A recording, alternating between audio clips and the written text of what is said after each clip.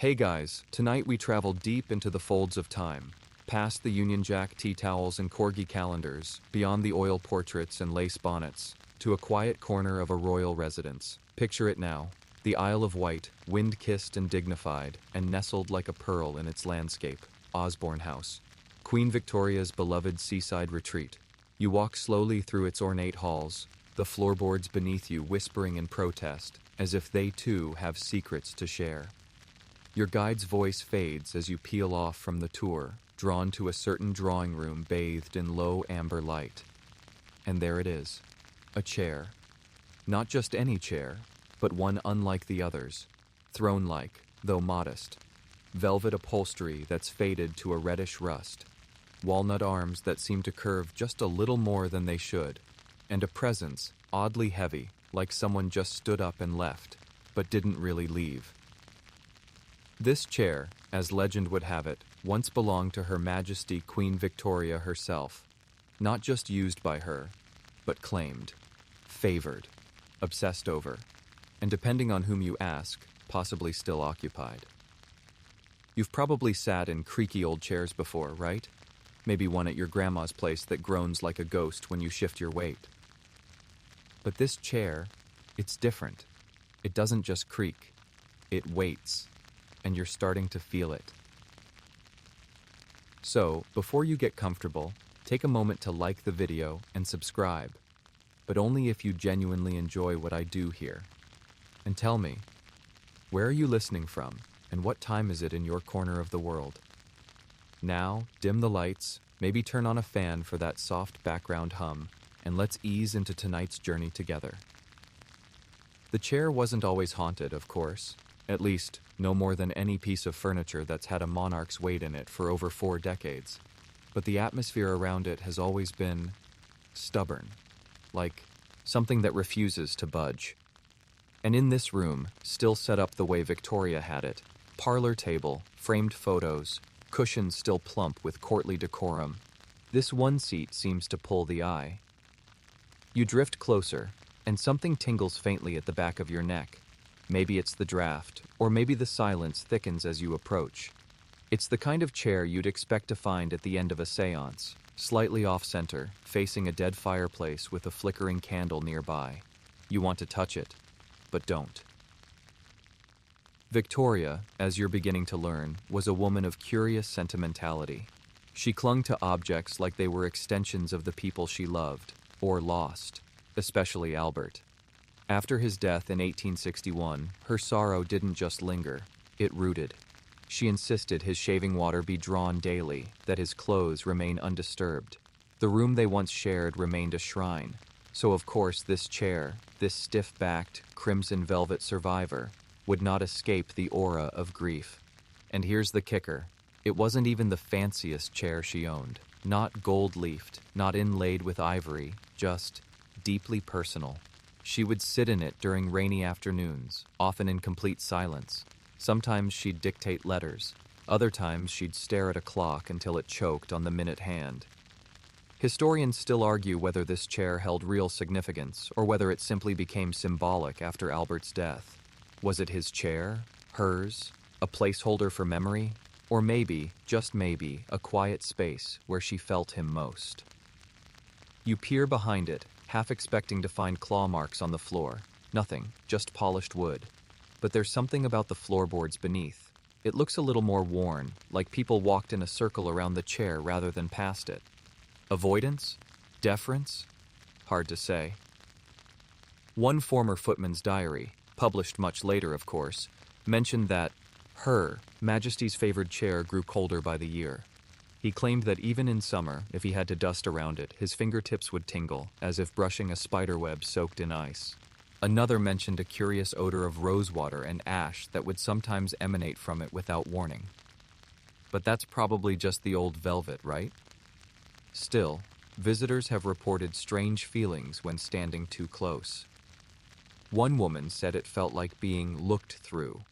Another claimed her hearing dulled in one ear as soon as she leaned in to snap a photo. One child even said the chair breathed funny. And to make things even more deliciously strange, it was never photographed directly. Look through the royal archives and you'll find plenty of images of Osborne's drawing room, but somehow, the chair is always just off camera, cropped, shadowed, or partially obscured by an aspidistra plant. Coincidence? Maybe, or maybe not. The chair, curiously, was moved several times throughout the years, always back to this exact spot. No matter where they tried relocating it, to the Red Salon, to a side hall, it would eventually be found here again, as though the house itself knew where it belonged. There's a theory, fringe of course, that Victoria may have dabbled more deeply in spiritualism than the public record allows. Not just casual table tapping or writing letters to the beyond, but full-on candlelit communing, right here in this very room. And where would she have sat? You're already staring at the answer. Just imagine it. You, sitting alone in this creaky house, late evening rain tapping against the stained glass windows, and that chair, facing nothing, inviting you to take a seat. Would you? Or would you sense, like so many others have, that it's already occupied? You don't sit, of course. Not yet. Instead, you take a slow step backward, letting the chair remain exactly where it is, anchored, watching, perhaps listening. Because something about it feels less like furniture and more like company. You start noticing its odd position in the room, not quite entered, not aligned with the nearby sofa or the fireplace. Like it's been placed deliberately askew, as if to face something that no longer exists. Or someone. A subtle thing, barely noticeable, but unsettling. You wonder, did Queen Victoria sit this way for a reason? Was she waiting? Or simply choosing the only angle where Albert still lived in her peripheral vision? Let's rewind a bit. You're not the first person to wonder about the chair's history. It was likely delivered sometime in the early 1850s, a gift from a cabinet maker whose name is now lost to time. Osborne House was still being furnished then, expanded and improved with the care of a monarch who adored privacy and hated London. This chair wasn't just a royal indulgence, it was personal sanctuary carved in wood and fabric. Victoria wrote often about her love for solitude, but solitude in her world didn't mean loneliness. It meant control, a space without interference. And you can imagine her, corset creaking slightly, skirts rustling like restless leaves, lowering herself onto the chair's thick cushion with the slow dignity of someone who ruled a quarter of the globe and still needed a place to cry quietly when no one was watching. It became a habit, a ritual. Every morning after breakfast, once the staff had cleared the table and the dogs had wandered off to bark at empty corners, she would make her way to the chair. No fanfare, no trumpets, just soft steps on runner carpet and the weight of morning settled into velvet. Staff began to notice the way her entire presence shifted once seated. Her hands would rest lightly on the arms, one finger tapping in slow rhythm, eyes unfocused. Sometimes she muttered. Sometimes she sat perfectly still for over an hour. If someone approached, especially early on, she would wave them off with a sharp flick of the wrist. Over time, they learned to leave her be. You can't hurry grief, especially not imperial grief. One lady-in-waiting, the delightfully candid Lady Sarah Littleton, once referred to the chair in a letter as Victoria's moaning station, though she later scratched out the phrase in embarrassment. Still, the nickname stuck among the staff. Her Majesty's moaning station, they'd whisper, followed by knowing looks and a swift return to polishing doorknobs. Historians still argue whether the chair's psychological hold on the Queen was purely symbolic or whether there was something more obsessive at play. Some believe it offered a physical anchor, a predictable place to sit when everything else felt like crumbling parchment. Others suggest the Queen believed the chair held residual presence, that it remembered things, that it watched with her. In truth, it became part of the court's choreography. People moved around it, avoided eye contact with it. Some staff refused to touch it even for cleaning, choosing instead to dust around it with long-handled brushes, as if afraid it might bite. Then there's the record of the 1863 incident, a footnote in a now-lost ledger, about a visiting duchess who unknowingly plopped herself into the chair while chatting with Victoria. The Queen reportedly went silent for a full minute, her face frozen, When she finally spoke, her words were clipped. "That seat is reserved." The Duchess never visited Osborne again, but it wasn't just emotional boundaries being respected. Over time, strange reports began to accumulate. Subtle things, a feeling of being watched from behind, curtains swaying when the windows were closed, the occasional sound of a sigh, long, exasperated, like someone who disapproves of your outfit but is too polite to say it aloud. And then came the first real chill. A chambermaid named Eliza, 19, prone to superstition and very bad at hiding her fear, was assigned to dust the drawing room one overcast Tuesday. She later told her sister that as she approached the chair, the hair on her arms lifted like the fur of a startled cat. The moment her cloth touched the left armrest, she heard something, not loud but clear. A man's voice, breathy, right beside her ear. "All in good time," it said. Eliza dropped the cloth and ran, tears streaking her face, and refused to return to Osborne. Her exit letter is still archived, preserved in its original creased envelope. One line in particular stands out. "There are things in that house which speak without tongues, and one sits still, always waiting." Naturally, officials dismissed it. Exhaustion, they said, overactive imagination, and yet, they never assigned another maid to that specific chair again. What's strange is how consistent the pattern became. People sensed it, without prompting.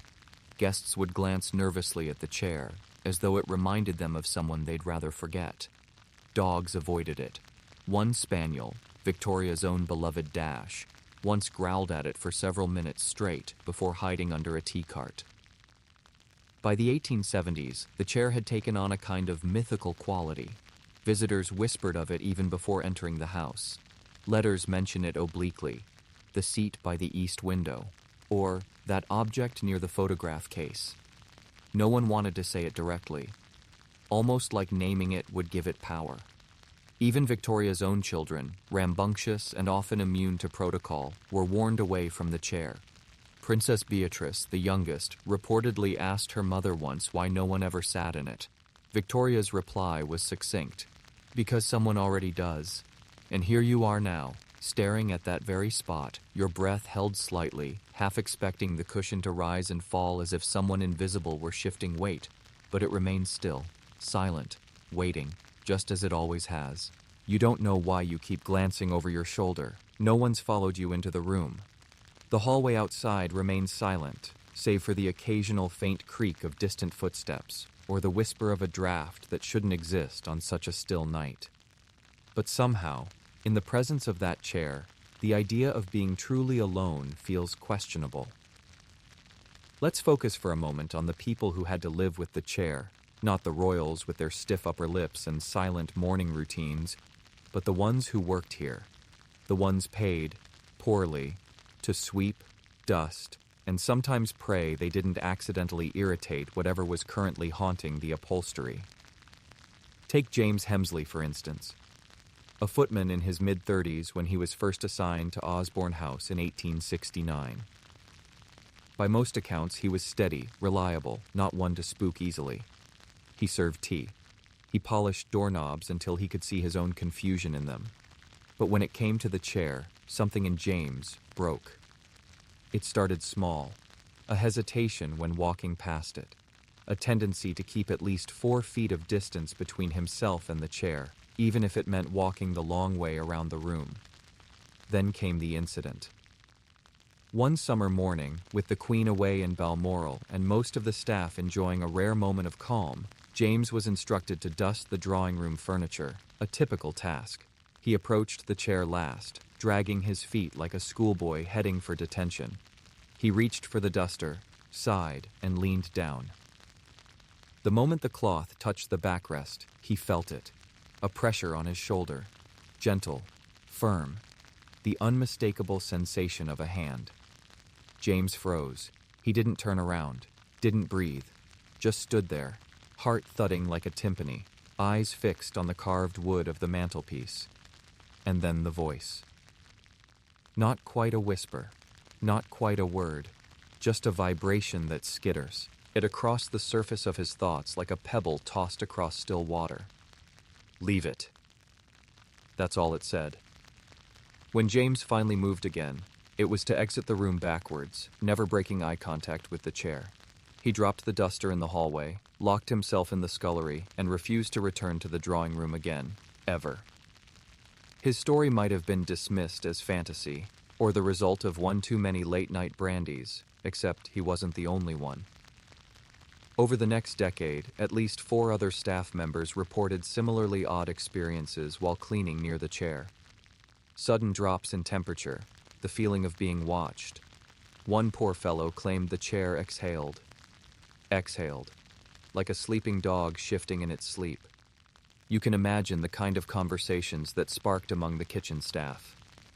By 1880, the butler made the executive decision to declare the chair non-serviceable, which is palace speak for, "We're too polite to say it's haunted."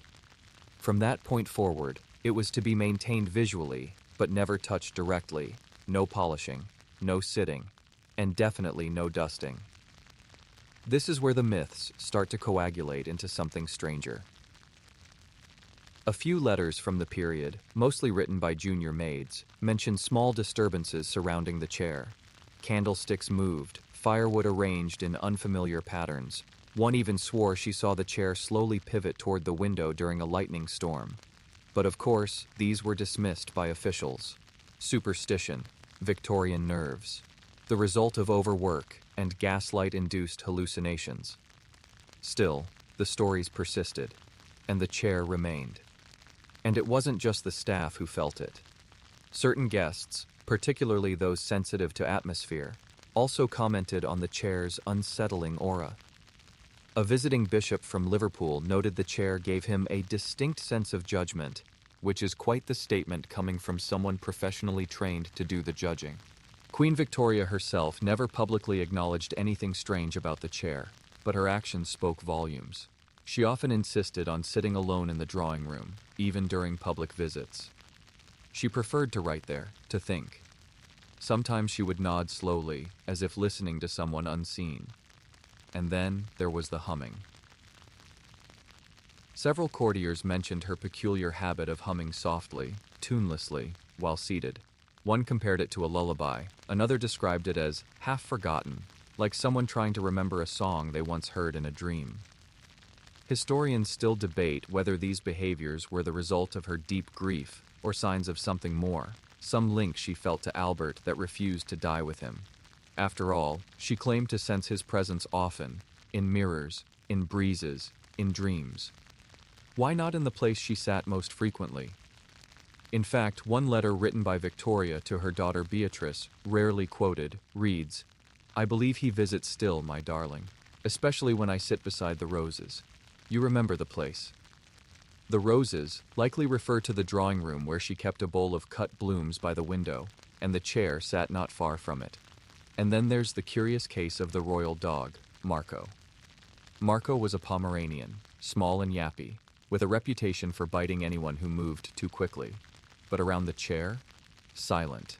He would walk into the room, take one look at the chair, and promptly leave. No barking, no growling, just a quiet, unnerving retreat, which for Marco was unheard of.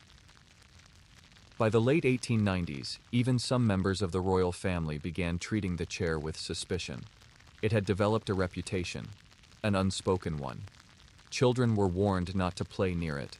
Guests were discreetly seated elsewhere. And the staff?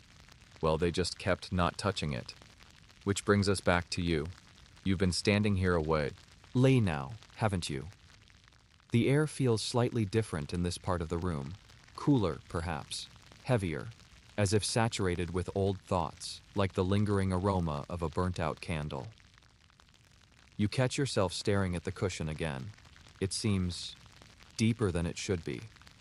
Like someone just stood up moments before you arrived, or like it's waiting for someone to return. Would Victoria be pleased to see you here, peering down at her beloved chair like a museum curiosity? Or would she be annoyed, protective? Maybe she'd smile. Maybe she'd ask if you too can hear the whispers that only come when the wind is still. You step back again, just a little, enough to break whatever spell you were under. The tension loosens from your shoulders, like an invisible thread finally snipped. You glance out the tall windows of the drawing room, toward the gardens beyond, manicured hedges and quiet fountains, a carefully designed Eden. But somehow, the strangest thing in this house is still that chair. And now comes the part of the story where things start to flicker at the edges, where documented history and whispered folklore blur into the same half-lit hallway. You're not just visiting Queen Victoria's drawing room anymore. You're slipping into the twilight world of seances, mourning veils, and desperate candlelit conversations with the dead. Because if this chair is haunted, and we're not saying it is, but if, it didn't get that way by accident. Let's talk about Victoria's grief. You probably already know the bare bones. Prince Albert dies of typhoid in 1861, and Victoria, famously devastated, plunges into mourning so deep it becomes its own historical era. She wears black for the next 40 years, withdraws from public life, writes pages upon pages of diary entries soaked in ink and longing. That part's well trodden. But what people forget is how actively she tried to connect with Albert after he was gone. In private correspondence, Victoria spoke of dreams in which Albert appeared and guided her. She insisted to her inner circle that his presence lingered in certain rooms, that she felt him near her, especially in the stillest hours of the day. The Victorians had a knack for romanticizing grief, but even by those standards, the Queen's connection to her late husband was unusually persistent. So perhaps it's no surprise that she eventually turned to spiritualism.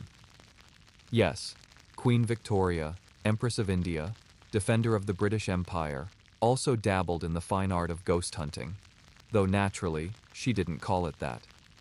In her court, seances were referred to as circles of presence, and the mediums she occasionally entertained were called soul communicants. Subtle, right? We know of at least 2 confirmed sessions held at Osborne House, and possibly more. They were quiet affairs, no floating trumpets or dramatic table levitations. Victoria hated theatrics.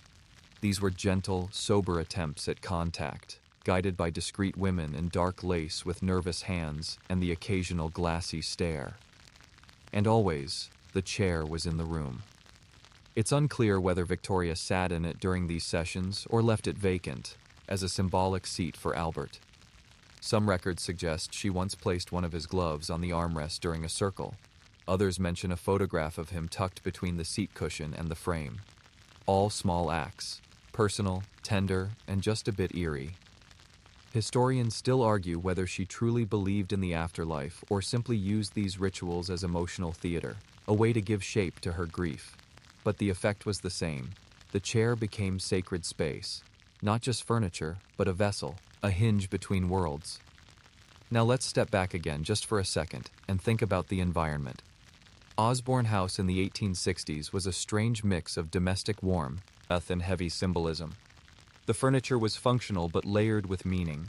Every cushion, every desk, every worn bit of flooring told a story. But the chair, Victoria's chair, was something more. A personal relic, touched by daily repetition, tears, and whispered conversations no one else heard. One lady in waiting, writing anonymously decades later, described it this way. There was a stillness to the chair, a solemnity. When one passed it, even alone, one felt compelled to curtsy. Another added, more simply, it remembered things. You imagine that now.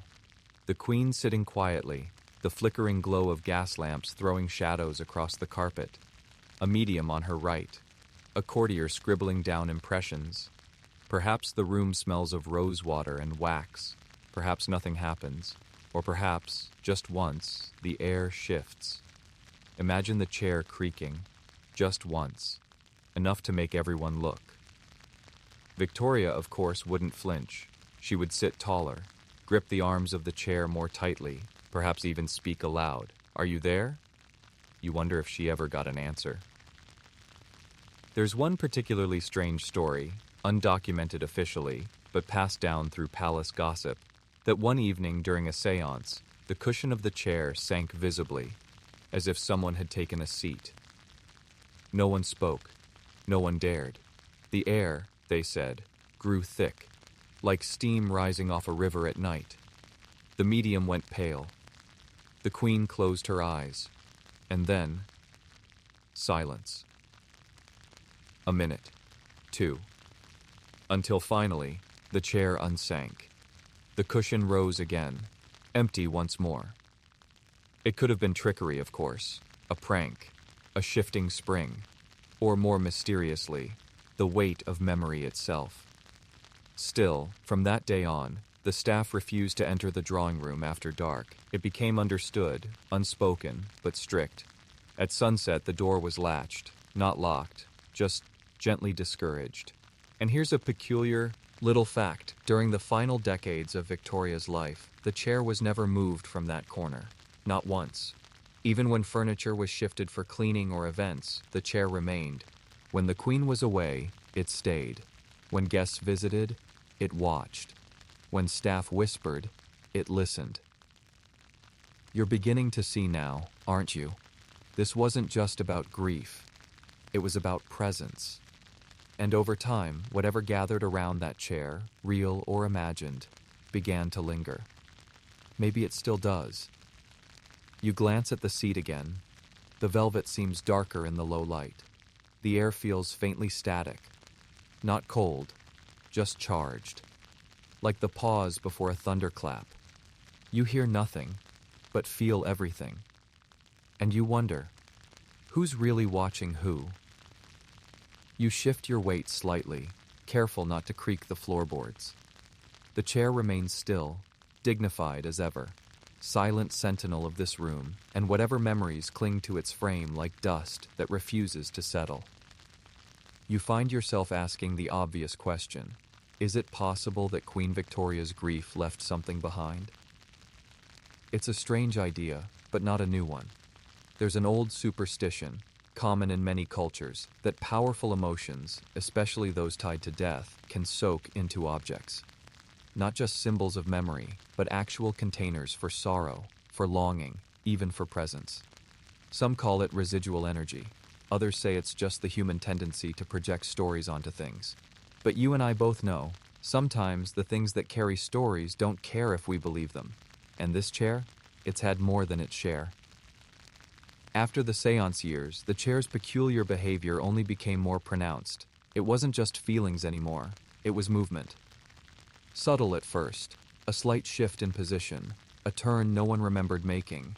The legs found resting at a new angle, misaligned with the rug's pattern. A maid would swear she left it facing the fireplace, only to find it turned toward the window at dawn. Always slightly off. Always with a kind of quiet suggestion, as though the chair had preferences. By 1895, Palace.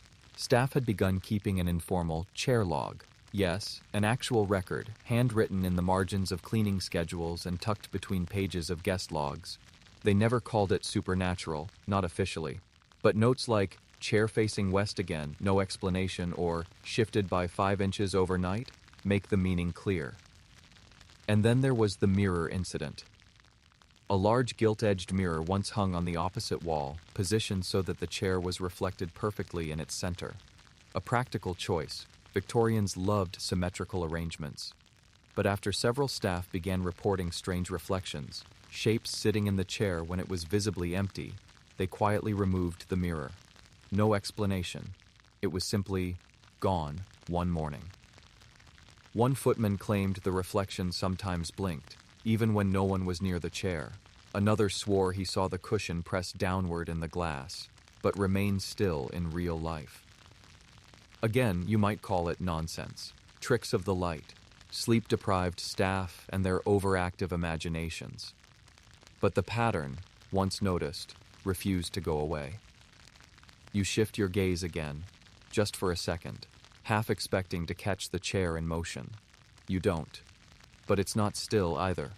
It holds itself the way a cat does when you're watching it, unnaturally still, yet aware, holding a pose for your benefit, almost playful if you weren't slightly unnerved. One of the most curious episodes in the chair's history occurred in 1898, when a young German page, newly assigned to Osborne, decided to test the legends himself.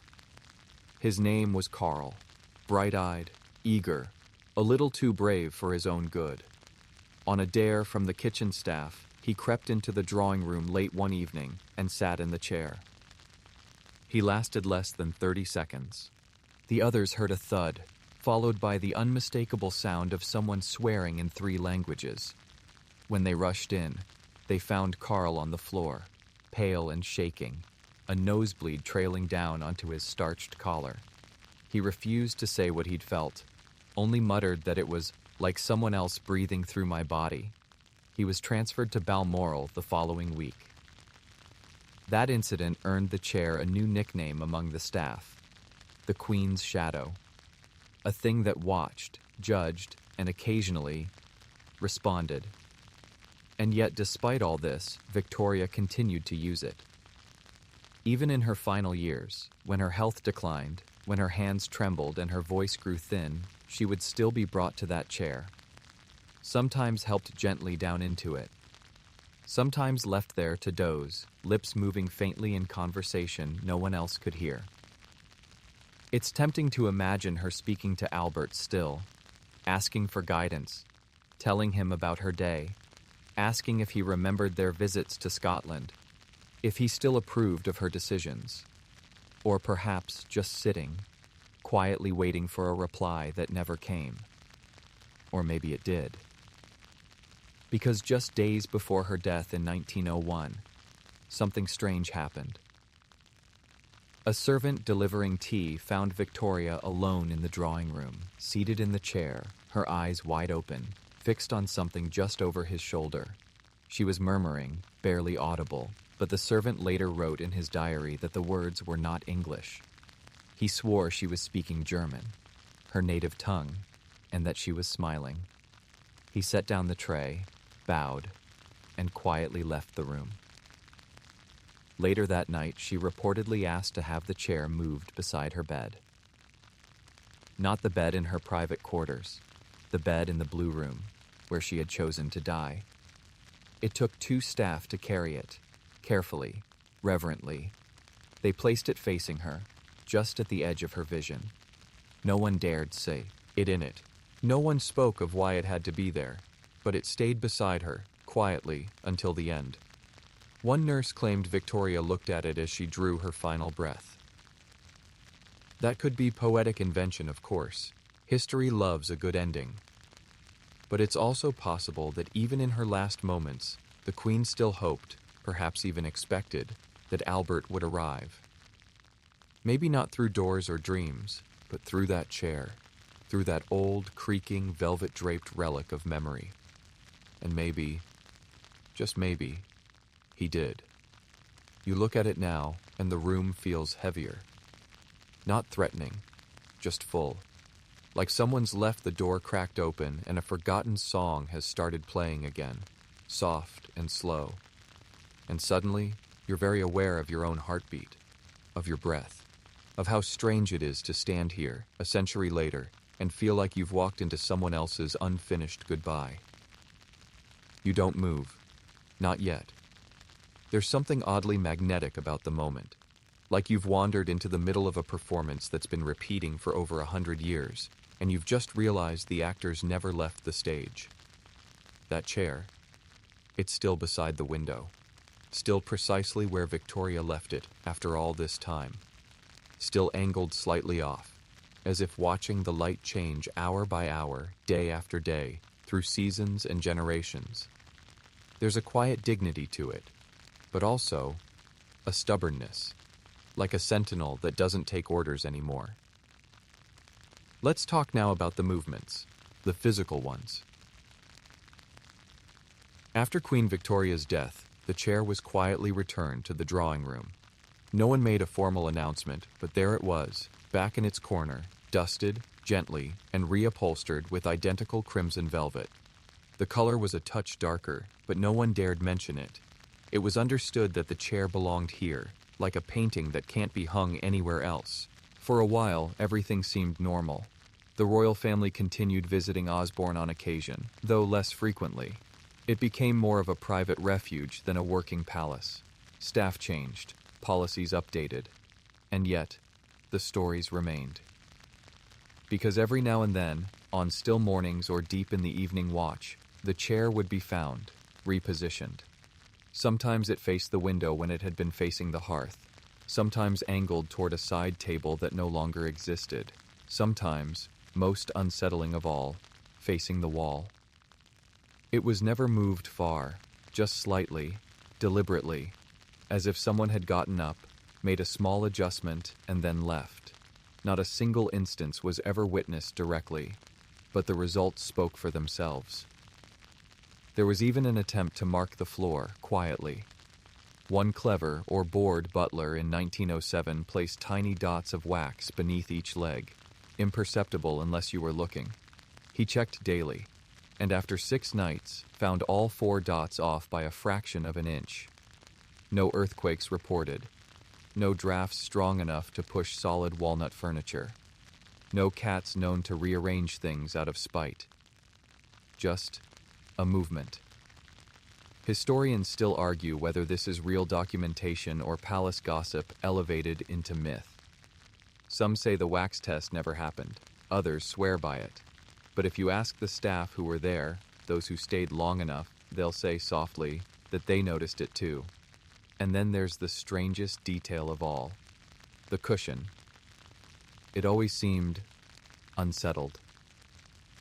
Freshly plumped one day, indented the next, even when no one had entered the room.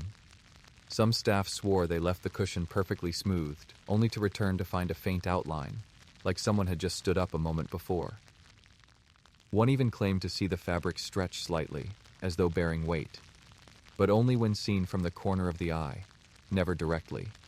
Dozens in explanations were offered. Humidity, shifting stuffing, temperature changes, gravity, but none quite satisfied the people closest to it, especially not Mary Finch. Mary was a maid assigned to Osborne House from 1910 to 1914. She was practical, sharp, and famously skeptical, the sort who kept a small notebook tucked into her apron, recording daily oddities like sugar inventory and which guest borrowed which umbrella. She'd heard the stories about the chair, of course, but she wasn't impressed. Until one morning, during her rounds, she discovered something odd. The chair was missing. Not moved, not shifted, gone. Vanished from the drawing room entirely. Now this was impossible. Furniture does not walk off, especially not royal furniture, which is catalogued, monitored, and insured. She searched the house, checked with staff. No one had touched it, no one had permission, no one even noticed it was missing until she pointed it out. Panic bloomed, quietly, respectfully. And then, 2 hours later, it was back. Sitting in its exact spot, cushion slightly indented. When Mary asked about it again, her supervisor told her to mind the windows and let the chair alone, which, in Victorian butler speak, basically means don't ask questions you don't want answers to. To this day, no one has explained the chair's brief disappearance. Some believe it was removed temporarily for cleaning and replaced by mistake before anyone could notice. Others aren't so sure. There's another story from the early 1920s, told by a retired gardener, about the time the chair was found outside. Yes, outside. Just sitting there in the rose garden, facing a fountain, covered in dew. When they brought it back in, the velvet was damp, but otherwise unharmed. The head groundskeeper said nothing, simply nodded once, wiped his hands on a rag, and said, "She liked it out there." No explanation, no reprimand. The chair was cleaned, dried, and placed right back where it always had been. And maybe that's the strangest part of all, not the idea that the chair might move on its own or carry the weight of a century-old sorrow, but that over time, people simply accepted it. The staff stopped questioning. The visitors stopped sitting. The house adjusted. It became routine, ordinary, familiar. You know how sometimes you live with a strange noise in your house? A pipe that knocks, a stair that creaks, and after a while, you stop hearing it? It's just there, like the hum of a fridge or the ticking of an old clock. That's what the chair became, a haunted normalcy. Still, there were always a few who noticed. Visitors sensitive to atmosphere, dogs that refused to approach, children who asked odd questions like, "Who sits in the red chair when the lights are off?" They didn't know the stories, but they felt it. You feel it too now, don't you? Not fear, not really. More like an awareness, a shared silence. The kind that makes you look twice at a seat before deciding not to sit. Not because it's dangerous, but because it belongs to someone, even if that someone hasn't been seen in over a century. You think back to that story, the one about the gardener finding the chair outside, sitting politely in the rose garden, velvet damp with morning dew. You wonder what that must have felt like. To come around a hedge, basket of trimmings in hand, and find it there, waiting, as if someone had simply wheeled it into the sunshine for a quiet read and then vanished into the dahlias. That's the thing about this chair. It doesn't do anything. Not really. It never flies across the room. It never shrieks. It doesn't rock or rise or burst into flames. No melodrama. Just presence. A stillness so thick, it seems to hum in the silence. And now, you're starting to understand why that was enough to unnerve generations. But if the chair has a highlight reel, a moment when the veil between the rational and the strange became particularly thin, it would have to be the case of the page boy, the one with the nosebleed. You can imagine the scene. Osborne House, summer of 1931. Afternoon sun filtered through lace curtains. The drawing room pleasantly dusty with the scent of lavender polish and the faint traces of coal smoke embedded into the walls. A group of young staff, mostly pages and junior footmen, were gathered just outside, whispering and laughing in that half-giddy, half-rebellious way of young people stuck in a very old house. Among them was Thomas, 15, sharp-witted, and more curious than he was cautious. He'd heard the stories. Everyone had. But unlike the others, he didn't believe them. Ghost chairs? Whispering furniture? What was next? A haunted umbrella stand? So when someone dared him to sit in the chair, he didn't flinch. He marched in, mock bow, exaggerated tiptoe, and dropped into the seat like he was claiming a throne. The boys outside giggled, peeking in through the doorway. Thomas waved at them, crossed his legs, made a face. Then he froze. Later, none of them could describe exactly what happened next. They said it was like watching a photograph shift, just slightly, like the shadows moved wrong. Thomas sat perfectly still.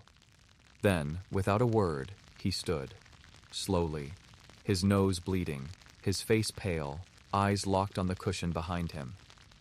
He didn't speak for nearly an hour. When he finally did, all he said was, "It's too loud in there." Loud. No one else had heard a thing. He was moved to a different post the next week, never returned to Osborne. Years later, in a letter to a friend, he described that moment in only a few chilling words. "It wasn't that I heard something. It's that something heard me." Historians still debate whether this event happened at all. There are no official records of nosebleeds, no transfer logs tied to a ghost story. But oral history in a house like Osborne, that's a different thing entirely. It lives in the corners, in the folds of uniforms passed down, in the way people look at that chair and shake their heads without realizing it. And Thomas wasn't the last. Another tale floats up from the 1950s, when the house was used temporarily as a naval training center. During that time, the chair was placed in storage, at least officially, but for some reason it kept showing up. One day it was found in a hallway closet, another time in the servants' quarters, facing a blank wall. A young lieutenant, half joking, placed it outside near the tennis courts as a prank. The next morning, it was back in the drawing room. Now, logic says someone moved it. A prankster among pranksters. Maybe even an unspoken tradition. A game played by people too proud to admit they were all a little afraid of an old chair. But there's a part of you, I suspect, that finds the simpler explanation harder to swallow. After all, furniture doesn't walk, and yet, there it was. Some say the chair responds to disrespect, that it misbehaves when treated like a curiosity, rather than the object of mourning it became. That the more it's joked about, the more it reminds you it isn't done yet. And while we're on the subject, have you noticed how few photos of the chair exist? Plenty of the room, yes, but in almost all of them, the chair is either obscured by a table leg, cropped at the edge, or hidden behind an aggressive potted fern. Some have even claimed that attempts to photograph it directly result in blurry images, smudged, overexposed, or mysteriously fogged. There was one famous attempt in the late 70s by a photographer doing a royal interiors book. According to an interview he gave years later, he took 4 shots of the chair. None of them developed properly. The negatives showed nothing but a bright white glow where the chair had been. Everything else in the frame was crisp. Just not the chair. He thought it was a camera malfunction. Switched equipment, changed angles, tried again. Same result. He never went back. Now you're probably thinking, come on, it's a chair, velvet, walnut frame, possibly haunted, probably not sentient. And yet, look at it now. You've been standing in this room long enough to feel the way it affects the air. Not heavy like a weight, but deep, like a slow-moving current under your feet. A quiet pressure behind the eyes. You feel like if you stay just a little longer, the room might start, listening back. Maybe that's the trick. Maybe it's not about what the chair does. Maybe it's about what it draws out, in people, in memory, in the spaces between noise. Queen Victoria sat in this chair almost daily for decades, grieving, listening, hoping. If emotion leaves residue, then this one piece of furniture has soaked up enough sorrow to last 3 lifetimes. No one's asking you to believe in ghosts, but you might find yourself looking over your shoulder more often now, especially the next time you pass a seemingly ordinary piece of antique furniture and think, I bet that has stories. Just remember, some stories tell themselves. You keep your distance now, not out of fear exactly, but out of a kind of reverence. The chair commands it, in the way a grandparent's favorite armchair somehow does, even long after they've passed. You wouldn't dream of flopping down into it with muddy boots and a sandwich. No, this is a seat that carries memory like others carry cushions. And as it turns out, Queen Victoria's very last moments with the chair only deepened the mystery. She died in 1901, as you probably know, at Osborne House, surrounded by a crowd of advisors, children, and doctors, each taking turns looking overly serious and emotionally stunned. But in her final days, she made a strange request. The chair, that chair, was to be brought to her bedside. It wasn't part of any formal instruction, no staff memo, no decree. But she said it, quietly, and they obeyed. The chair was gently carried from the drawing room and placed beside her bed in the blue room. That's where it stayed for 3 full days. Several witnesses recall seeing her glance toward it repeatedly, not anxiously, but with expectation. The way you might look toward the door if you're waiting for someone to arrive, or back at a favorite chair you've just gotten up from, half expecting it to creak when you leave the room. One of the nurses noted in her later memoirs that the Queen whispered, "There you are," during one of her final lucid moments, directed not at a person, but at the empty chair. There's a lot to unpack in a phrase like that, but it fits.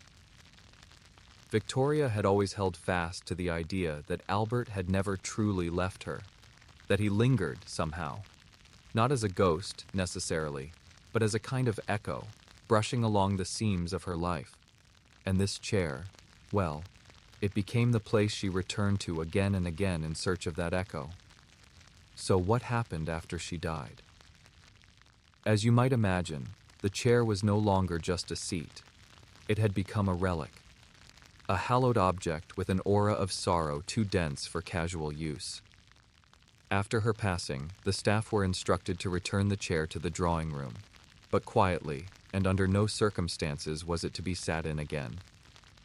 For a brief moment, it looked like the chair would be sealed away in storage, placed behind glass, or perhaps sent to a museum. But something odd happened. No one could move it. Not physically, of course, it could be lifted. But every attempt to relocate the chair for more than a few hours met resistance. Emotional, spiritual, bureaucratic. Take your pick. Once, in 1903, a curator from Windsor Castle arranged to have the chair transported to the Royal Collection for conservation. A crate was ordered, transportation scheduled, and the chair packed by gloved hands.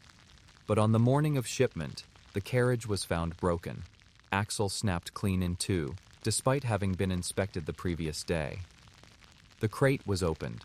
The chair, untouched, was returned to the drawing room before sunset.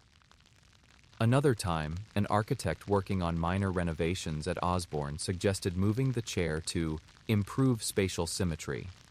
The head of household staff told him, firmly and without humor, "The chair does not move." That was that. And so it stayed. But not in peace.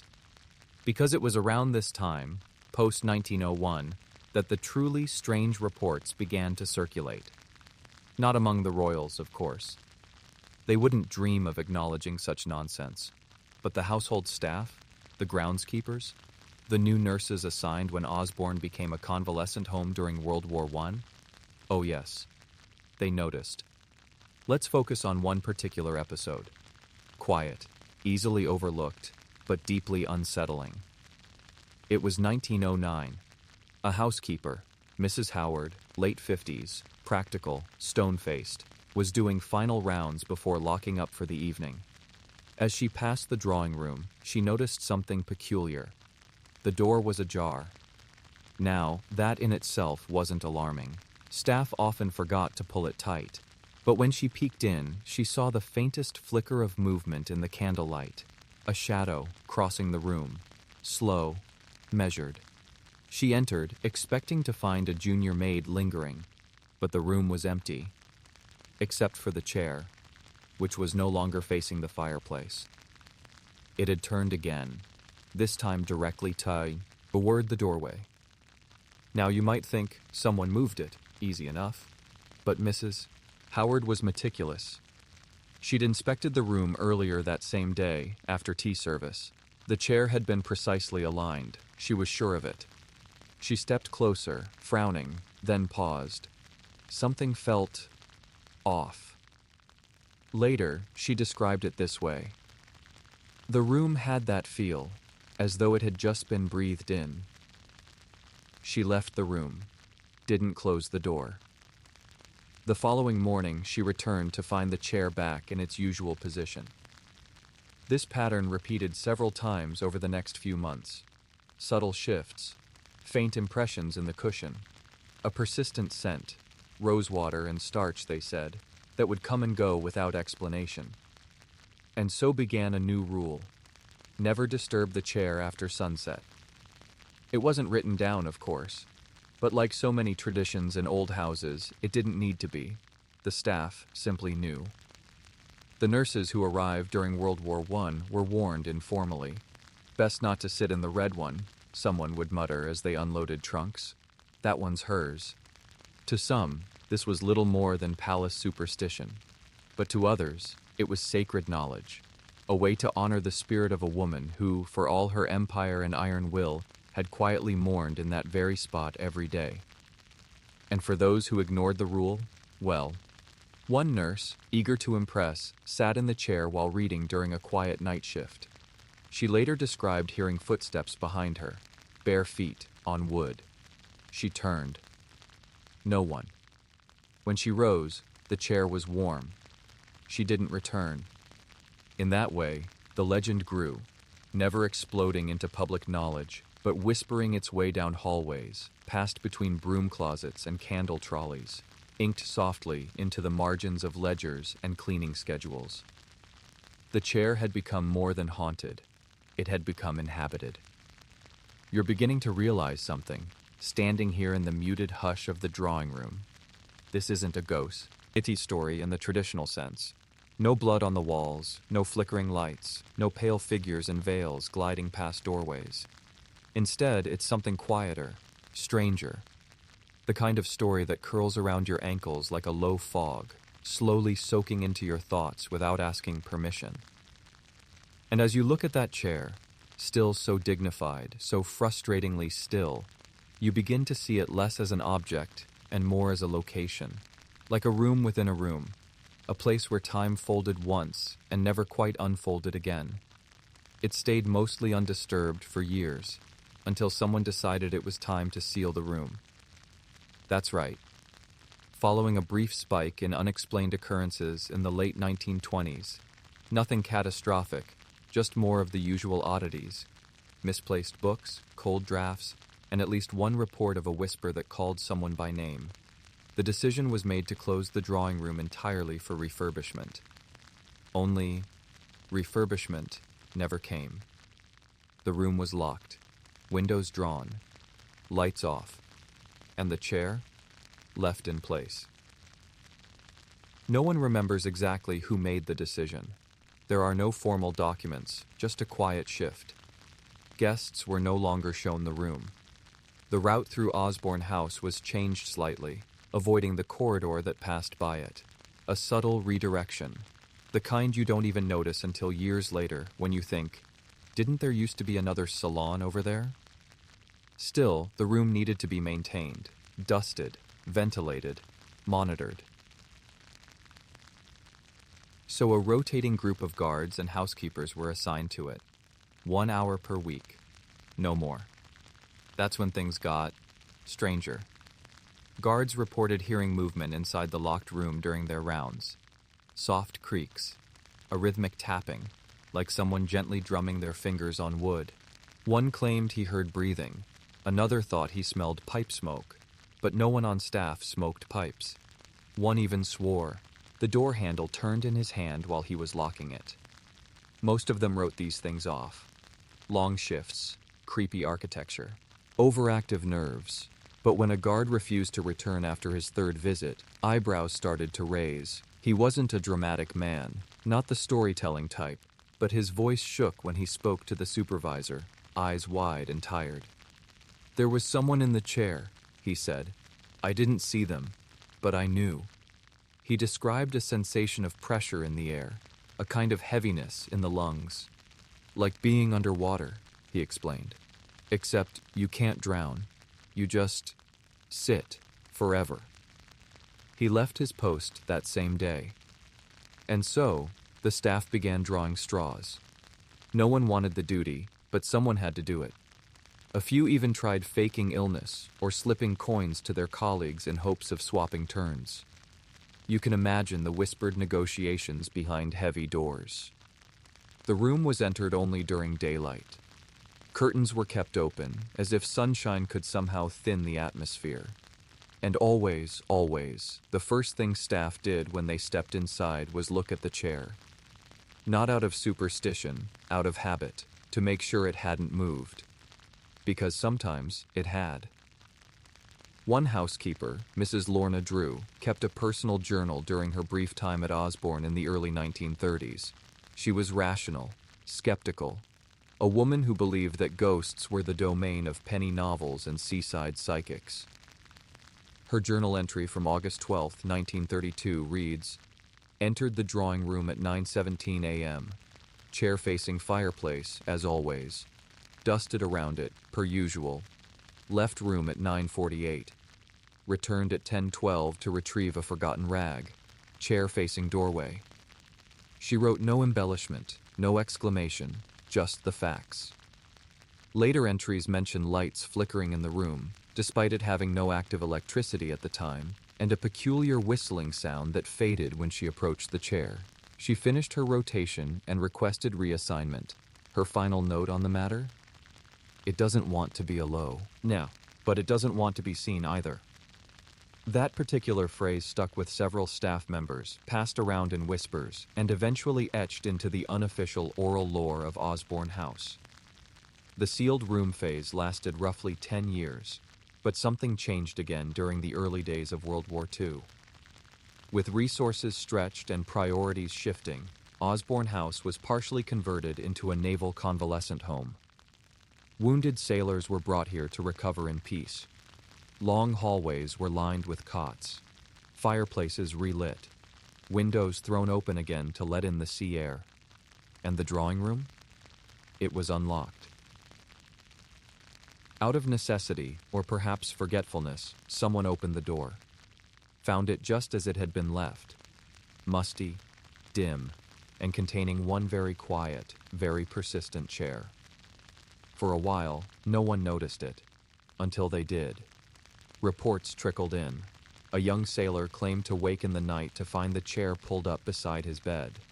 Another reported strange dreams in which a woman in black sat weeping silently in the corner of the room, her face always turned away. One nurse, fresh from London, dismissed the stories as stress and medication. "They've got morphine dreams," she said. "That's all it is." Then she walked past the drawing room one night and saw, quite clearly, someone sitting in the chair. She rushed in. Empty, but the cushion was still pressed down. She never said another word about it, just did her rounds and avoided that room like it owed her money.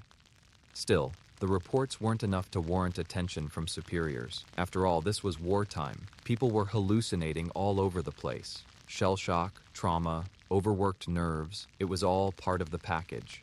But to the staff who had been there before, it wasn't so simple. They knew the chair, knew what it did or didn't do. And when it started appearing in different parts of the house again, the whispering began anew.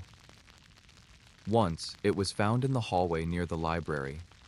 Another time, at the end of the east corridor, facing a blank stretch of wallpaper. No one ever saw it move. But there it was, always back in its original place by morning. And if you asked the night staff what they thought, they wouldn't offer theories. They'd just shake their heads and mutter, "She's still here, waiting." Waiting for what? No one could say. But you, standing here now, breathing in that faint scent of rosewater and old upholstery, might start to understand.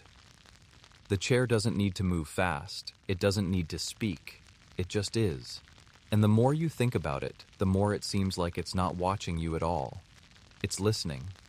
You take a deep breath, maybe out of habit, maybe to steady yourself. The room feels unchanged, silent, unthreatening, but undeniably aware. You shift your eyes back to the chair. It hasn't moved, of course. Not in any way that can be measured, but it still feels different now, like a closed door someone left cracked open behind you. And you start to wonder, what happens when curiosity becomes obsession? Because naturally, someone had to investigate. The 1940s were an odd time for the British aristocracy. Between wars, rationing, and fading empires, more than a few upper-class eccentrics found themselves drawn to the peculiar. Haunted artifacts, secret societies, lost rituals. If it was arcane and a little dusty, they wanted in. And so, it was only a matter of time before the Society for Paranormal Inquiry British Mysteries, a name so grandiose it probably took 3 teacups to pronounce, heard about the chair. They arrived quietly. 3 of them, middle-aged men in wool coats and stiff collars. One carried a briefcase full of copper rods and bell jars. Another brought a notebook and 2 types of incense. The last brought cheese. Yes, cheese. Why? Because, as he explained with an entirely straight face, ghosts tend to be more active around dairy. This was the energy level of the operation. They were led into Osborne House after some polite pressure, a few letters from well-placed MPs, and a promise that they wouldn't move a single object without permission. They nodded solemnly. And then, of course, they moved the chair. Not far, just 2 feet forward, to increase ambient receptivity. They set up candles, arranged copper rings in geometric patterns. One of them sat in the chair for exactly 7 minutes, eyes closed, fingers twitching. And then, nothing. Or so they claimed at first. The lead investigator, a certain Mr. Wentworth James, later confided in a private letter, now archived at a minor university in Leeds, that during the session, he experienced what he described as a compression of the soul. Not pain, not fear, just pressure. Like his thoughts were being pushed back into his body. Like something was making space, politely but firmly, as if to say, "You can leave now." He left the chair immediately afterward, pale, silent. They concluded their study the next morning with a vague report. Residual morning energy, they called it. Emotive tethering. Phrases meant to satisfy curiosity without inviting any further attention. And so, the chair stayed. Unlabeled, unstudied, unexplained. Some people tried to be more scientific. In the late 1960s, a graduate student from Oxford, young, brash, determined to make a name in the rising field of parapsychology, requested access to the chair for a thesis project. His approach was different. No incense, no crystals, just a reel-to-reel tape recorder and a belief in electromagnetic anomalies. He ran the recorder for 3 nights, pointed at the chair. On the 3rd night, it captured something. Not a voice, not music, just a sound. Slow, rhythmic, faint, like the thump of a heartbeat heard through heavy cloth. It wasn't on the tapes from the other rooms. It wasn't on the control recording. Bangs. It was only there, centered, steady, as if something, someone, was sitting, waiting, breathing. He withdrew the project. Never published. His name was never mentioned in the Osborne logs again. Historians still argue whether any of this constitutes evidence. Skeptics claim all such phenomena are explainable by temperature changes, settling wood, or even mice. Though what kind of mouse breathes rhythmically for 8 hours straight is, admittedly, unclear. But the believers? They don't need to argue, because they've seen the chair, and some of them believe it isn't haunted at all. They say it's something stranger, a kind of spiritual anchor, a fixed point where memory and longing have grown so thick they've become physical, tangible, heavy. Some even speculate the chair chooses who can approach it. You hear whispers of a researcher who visited in 1982 and collapsed suddenly after reaching for the armrest. Blood pressure drop, they said. Perfectly explainable. Except the doctor who examined him later said his heart had briefly stopped, for exactly 7 seconds. The number of years Victoria mourned Albert before first attempting contact with a spiritualist? 7. Coincidence? Of course. Probably. You feel it again now, that hum beneath the silence, a low, patient presence, not malevolent, just expectant, as if you've been telling its story out loud, and now it's listening. There's one final tale you should hear before we step back. It comes from the 1990s, when Osborne House was undergoing yet another restoration. A young worker, mid-20s, cheerful, utterly unaware of the chair's history, was tasked with moving it to clean the skirting board behind. He wheeled it gently aside, felt a chill, but ignored it. As he bent to scrub the wood, he heard something shift behind him. He turned. The chair had turned too. Not dramatically, not fast, just slightly, angled toward him. He laughed, said it was a trick of balance, gravity. Then, feeling cheeky, he said aloud, "All right then, you got me." And for the briefest moment, he swore he heard a sigh. Soft, feminine, like someone letting go after holding their breath for 100 years. He never told anyone until much later. But when asked if he'd ever sit in it again, he didn't hesitate. "No, that's not my place." And so here you are, watching this chair the way generations before you have, at a distance, with a mix of fascination and a subtle, creeping respect. You don't need proof anymore. You just feel it. It doesn't want you gone. But it certainly didn't invite you to stay. You take a final look at the chair, and for a split second, you almost expect it to blink. Not literally, of course, But something in it, its posture, its patience, feels more like a creature than an object, as if it's indulging you now, giving you the courtesy of a visit. But you should know, not everyone gave it that courtesy. Let's rewind a little. After Queen Victoria's death, the throne passed to her son, Edward VII. You'd think he might have shared her peculiar sentimental streak, but no. Edward was very much not his mother. He smoked cigars, gambled, embraced the new century like it owed him something. He was a modern king with no time for haunted furniture, and he hated the chair. It's said that Edward disliked Osborne House in general. Too many ghosts, not enough billiards. But the chair, in particular, unnerved him. He referred to it once, not kindly, as that sulking piece of upholstery. Supposedly, on one visit in 1902, just months after Victoria's funeral, Edward found the chair had been returned to its usual place in the drawing room. He demanded it be removed. Staff hesitated. No one had touched it since the mourning period ended, but Edward was firm. "Get it out," he said. "Burn it, if you must." And here's where things get very strange. The story goes that the chair was removed, wheeled out of the drawing room by 2 footmen, and placed in the courtyard, awaiting disposal. The fire was prepared, logs stacked, accelerant poured, and then nothing happened. The flames sputtered, the logs refused to catch, the chair wouldn't burn. One servant reportedly said it was like trying to light damp stone.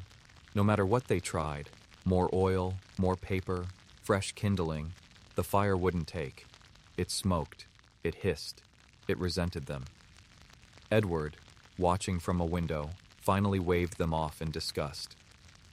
"Fine," he muttered, "then lock it up." And so, the chair wasn't burned.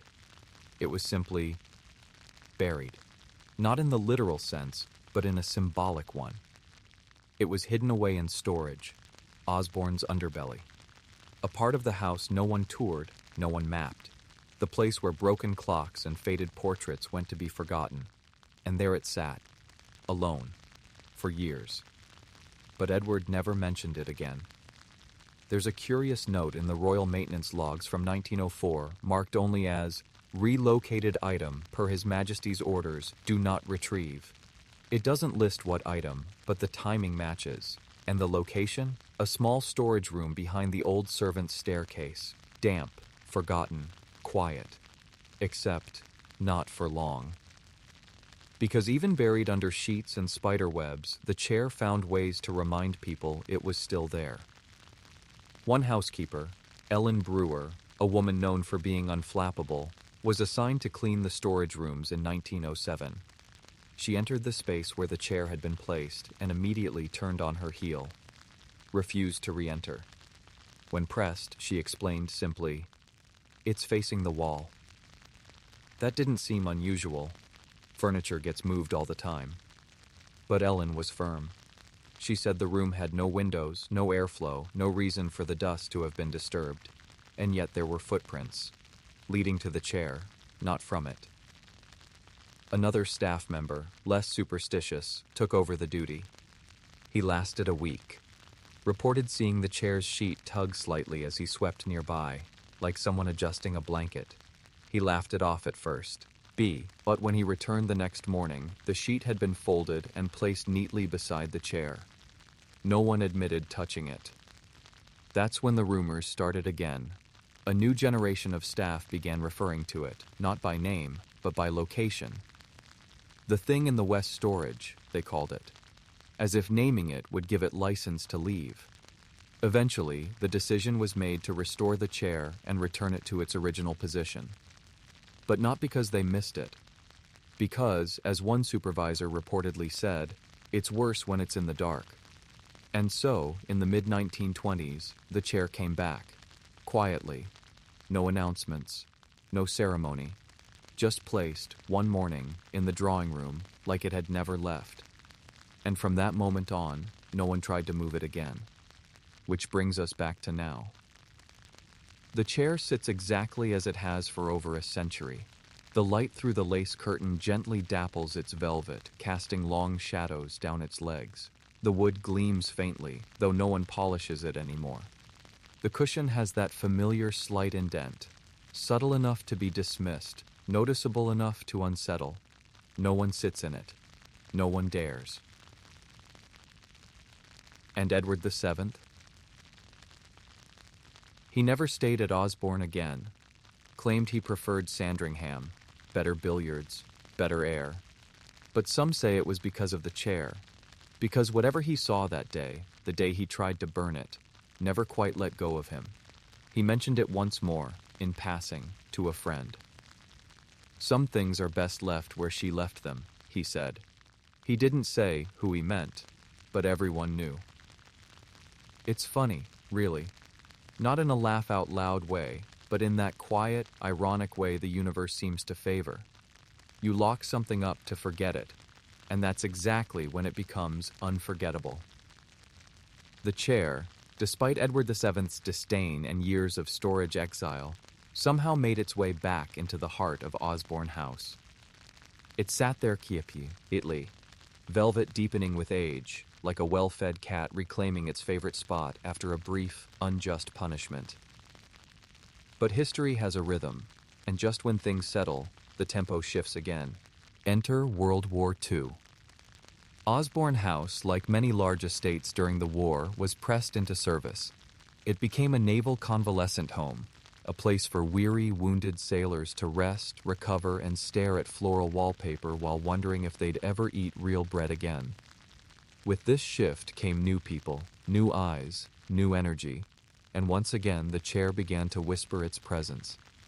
It started subtly. Nurses and orderlies reported odd sounds, soft tapping, creaking, the distinct rattle of a teacup when no tray had been served. These weren't daily occurrences, just often enough to notice. There was one particular incident, a quiet moment that turned, slowly and without drama, into a story that would circulate among naval staff for decades. A sailor named Robert Pritchard had been stationed there for a few weeks, recovering from a fractured leg and what they called at the time nervous weariness, which sounds far gentler than what it really was. War-rattled nerves and a need for silence. He was calm, polite, not prone to fantasy. But one evening, while taking a slow walk with his crutch along the east corridor, he passed the drawing room and saw the chair. At first it was just a glimpse, candlelight catching on the wood, velvet absorbing shadows, but something made him stop.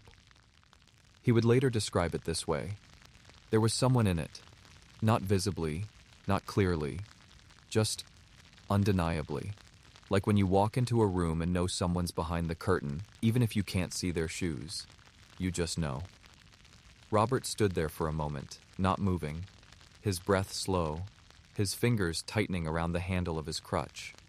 Then, quietly, he said, "I'm sorry," and walked on. That same night, he dreamed of Queen Victoria. Not an extravagant dream. No palace, no crown. Just her, seated in that chair, hands folded, looking past him. He awoke with fionn, R's on his cheeks, and couldn't explain why. Historians still argue whether stories like Robert's should be counted as psychological side effects of trauma. After all, grief, war, and silence are powerful ingredients in the stew of hallucination. But even so, he never went near the drawing room again. And when interviewed years later, he was still adamant. It wasn't frightening, he said. It was respectful, like walking into a church and realizing someone's already praying in your pew. Other sailors had stories too. One man wrote a letter home describing how his boots had gone missing, only to be found carefully placed at the base of the chair the next morning, tied in a perfect knot he couldn't replicate. Another said he often heard humming when he passed the room. A lullaby, he called it. Something old, distant, with no melody he could place. But perhaps the strangest of all were the postcards. Several convalescing sailors, wanting to assure family they were safe and sound, sent home handwritten postcards from Osborne. Most were ordinary, sunsets, gardens, the occasional shaky sketch. But about half a dozen of these cards mentioned the same odd detail. They described the chair. Specifically, they described dreams of the chair. One sailor wrote, "Last night I dreamed I sat in a chair too heavy for the floor. When I stood, it sighed." Another, only 18, scribbled, "She talks from it.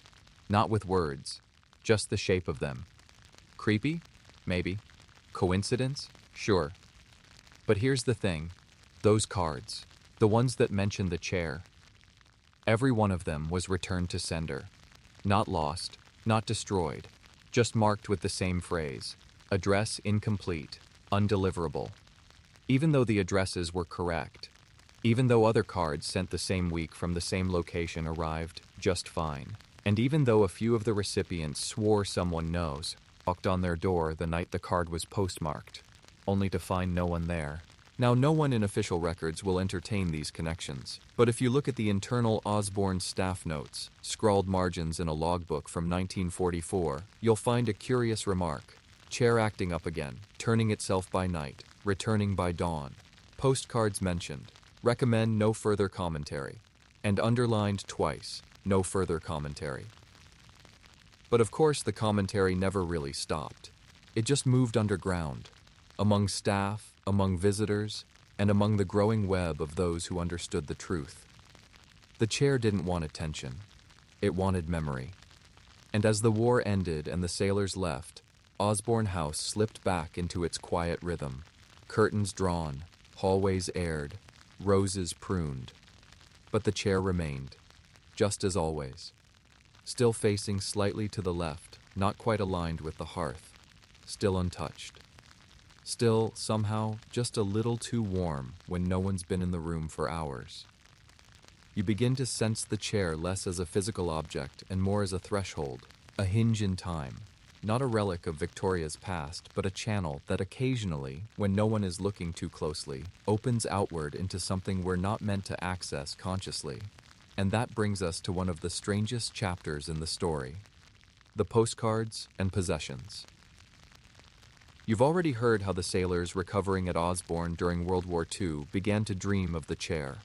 But not all of them kept those dreams to themselves.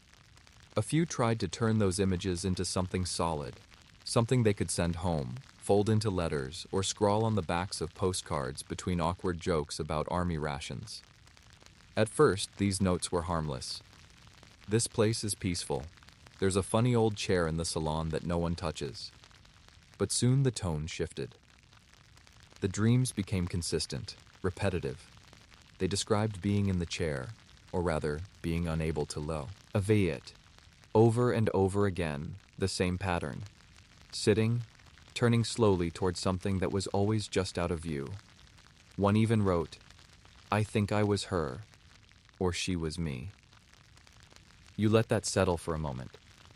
This wasn't just idle imagination. These were servicemen, barely home from the front, still shaking from explosions and salt water and loss. The kind of people who don't scare easily, and who rarely take time to reflect on antique furniture. And yet, for some of them, that chair eclipsed everything. And then came the possessions. Let's be clear, we're not talking about demonic spinning heads or anyone levitating while speaking in Latin. This wasn't that kind of story. It was gentler, subtler, the sort of thing that unfolds slowly, like watching mold grow on bread in real time. It started with a man named Ernest Laughlin, a quiet, clean-cut lad from Nottingham who'd arrived at Osborne with a leg injury and a persistent cough. He liked to sketch in his downtime. Flowers, doorways, faces. One evening, while sitting near, but not in, the drawing room, Ernest pulled out his sketchbook. He drew a familiar figure. A woman in morning dress, seated, her hands clasped in her lap. He hadn't intended to draw her. He said later he didn't even realize what he was drawing until it was done. But when he looked down at the page, there she was. Face downturned, eyes closed, chair unmistakable. He didn't sleep that night. And from that point on, strange things began to happen to him. He began muttering in his sleep, full sentences in German, though he didn't speak the language. He began humming what others described as a Victorian lullaby. And during one particularly unsettling breakfast, he was found sitting rigid at the table, hands folded neatly in his lap, eyes unfocused, whispering the phrase, "He's not ready yet." Who wasn't ready? No one asked. He was discharged a fee, a few weeks later, and never returned. His sketchbook, however, was left behind. It vanished within days. Another sailor, whom we'll call Alan, became oddly protective of the chair. Not obsessed exactly, but attached. He took to cleaning the room each morning, without being asked. Dusting around the chair, speaking to it in a low voice when he thought no one was listening. He was caught once, placing a photograph, his own mother, it turned out, on the chair's cushion, as though offering it something. When asked why, he only shrugged and said, "She's lonely." The photo was gone by lunchtime, disappeared. That's when the rumors started again. The chair, people whispered, was a collector. Not of souls, mind you, nothing so dramatic, but of grief. It attracted those with sorrow still wet behind their ribs, those who'd lost someone or had come close, those who hadn't been allowed to mourn properly. And perhaps that made sense. Victoria herself had built a kingdom out of mourning. She wore black not for fashion but for function, each layer a shield against forgetting. Her mourning became policy, and policy became culture. So perhaps the chair simply absorbed the habit.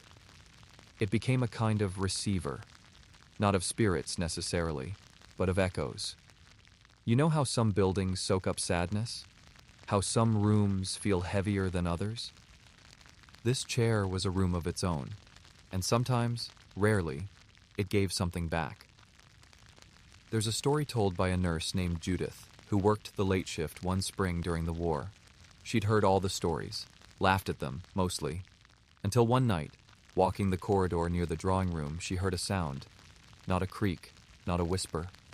Laughter. Soft, feminine, unmistakably amused. She peeked in. The chair, still. The room, empty. But the laughter lingered. She said it wasn't eerie. It wasn't even unwelcome. It was like a joke I wasn't in on, she recalled, but I was glad someone found it funny. That moment stayed with her for the rest of her life. She didn't tell the story often, but when she did, she always added the same final line. Sometimes I think she was laughing at us, fussing over her chair like old hens, as if she ever really left it. Because that's the strangest theory of all. Not that Victoria's ghost visits the chair, but that she never left it. Not in the ghostly way you'd expect, with moaning or cold winds or spectral hands, but in the very human way of sitting down, settling into a shape so well worn, it became indistinguishable from the fabric itself. She didn't haunt it. She became it. And perhaps, just perhaps, that's what you feel now. Not a ghost, not a threat, but the enduring presence of a woman who, even after death, wasn't ready to stand. You pause now, taking it all in. The drifting scent of dust and rose oil, the warm hush of the drawing room where light filters through the old glass in soft fragments, and the chair, still unmoved, still utterly still, like a monument that doesn't need a plaque.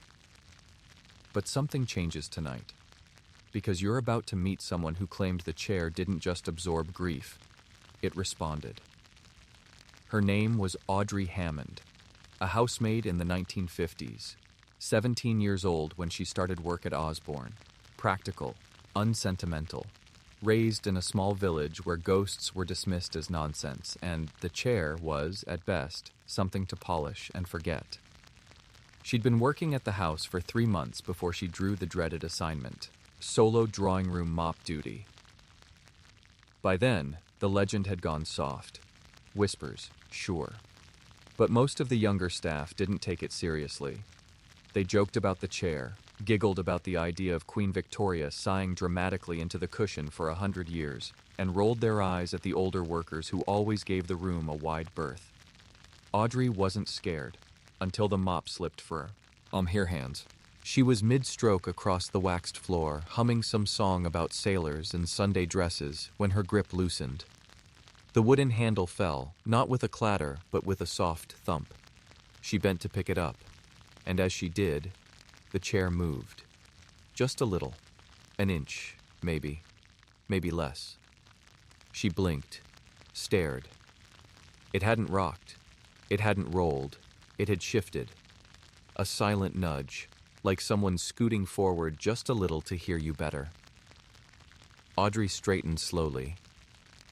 "Hello?" she said. Because of course she did. Everyone says that, as if ghosts are bound by manners. No answer. No sound. Just the chair, perfectly still again. She went back to mopping, faster this time, her humming much quieter. And then, halfway across the room, she dropped the mop again. Because the chair had turned. Not dramatically. Not all the way around. Just enough so it faced her directly. Squarely. Like it wanted her full attention. Audrey didn't scream. Didn't run. She simply stared, her hands slick with sweat, and whispered, "Do you want something?" There was no reply. But later, much later, she insisted that something replied, not with words, but with feeling. A wave of sadness so dense it made her knees shake. The kind of sorrow you feel when you realize you've forgotten something important for years, only to remember it too late.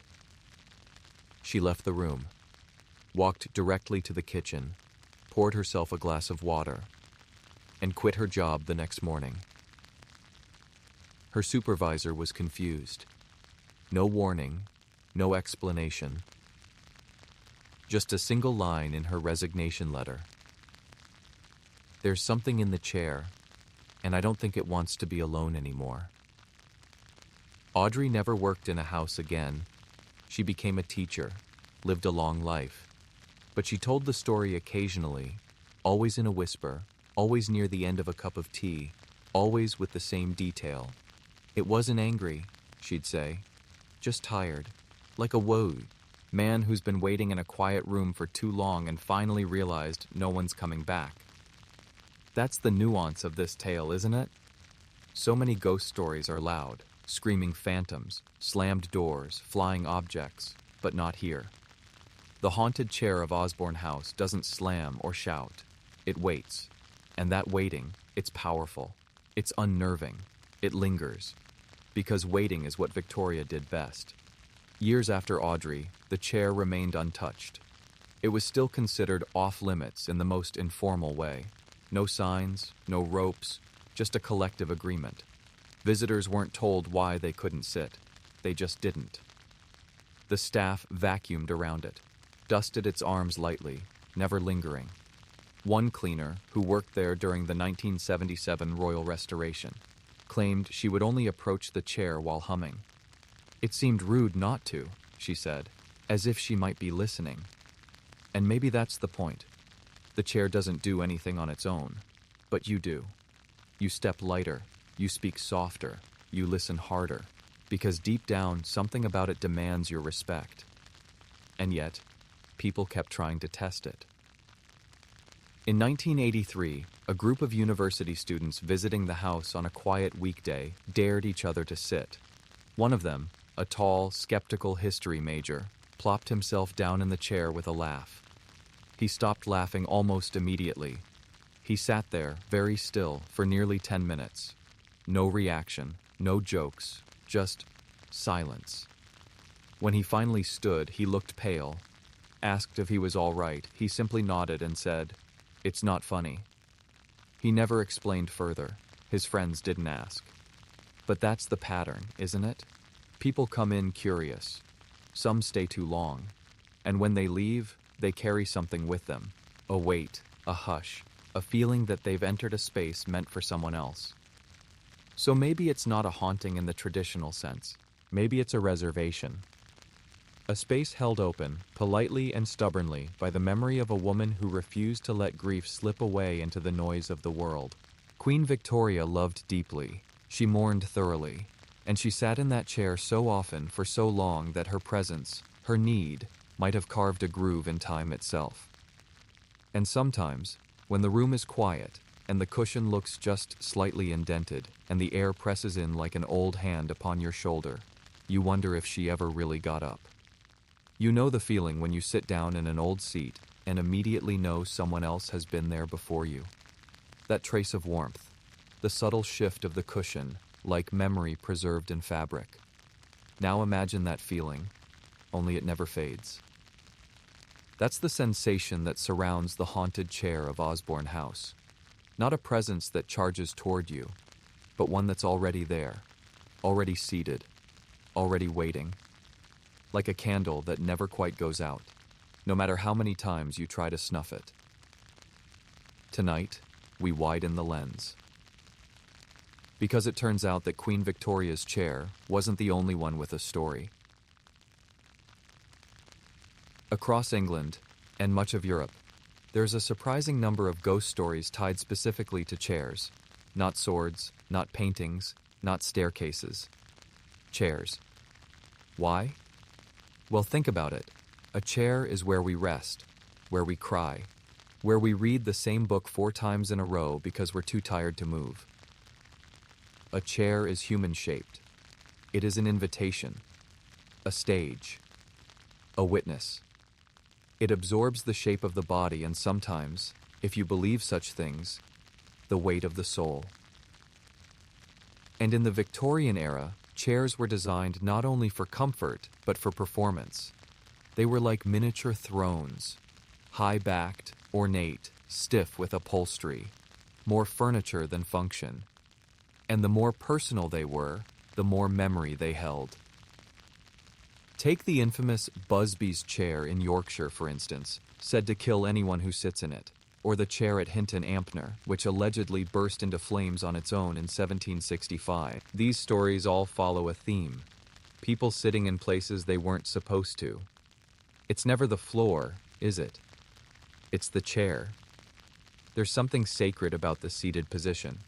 A symbol of dominion, yes, but also of vulnerability. We sit when we mourn. We sit when we confess. We sit when we're sick, tired, alone. Chairs remember.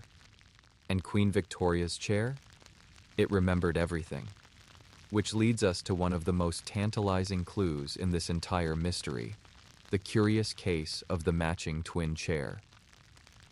You see, the Osborne drawing room was not furnished at random. Most of its contents came as part of a coordinated decorative scheme, a blend of the Queen's personal taste and the interior fashions of mid-19th century Europe. And the chair? It was almost certainly part of a pair. That's right. There should be another one. A twin. Identical in make, style, and material. Designed to balance the room. The Royal Interior Ledgers from the 1850s list a pair of crimson walnut-seated chairs for the drawing room. And yet, today, only one remains. What happened to the second? That's where things get murky. Some believe it was sold off in the Great Estate clearouts during the 1930s. Others say it was quietly moved to Balmoral, or perhaps to a private royal apartment no longer accessible to the public. But one story stands out above the rest. It comes from a collector named Leonard Forsyth, a man with too many waistcoats and not enough skepticism. In 1972, he claimed to have purchased a Victorian chair, high-backed, velvet-covered, walnut-framed, from a dealer in Kent who swore it came from Osborne House. It looked identical to the haunted one. Leonard placed it in his study, polished it, admired it, until it began whispering, not in words, not out loud, but in the way certain objects seem to make thoughts happen that weren't there before. He began dreaming of Queen Victoria, always seated, always in mourning, sometimes with her back turned, other times staring directly at him, unspeaking. His dog refused to enter the room. His wife, skeptical at first, admitted she started avoiding the study. "It's like the air in there belongs to someone else," she said. They sold the chair 2 years later. The buyer? Unknown. The receipt? Lost. And the chair? Gone. Its location today remains uncertain. But here's where the story gets interesting. According to those who saw Forsyth's chair, it wasn't exactly like the one at Osborne. It was slightly off. A tiny difference in the carvings, a faint variation in fabric texture. As if it wasn't a twin after all, but a reflection. Which raises a tantalizing idea. What if there was never a second chair in the physical sense, but the chair at Osborne has always projected a twin, a mirror, a shadow, a symbolic echo, manifesting wherever grief of a similar intensity lives? It's wild speculation, of course.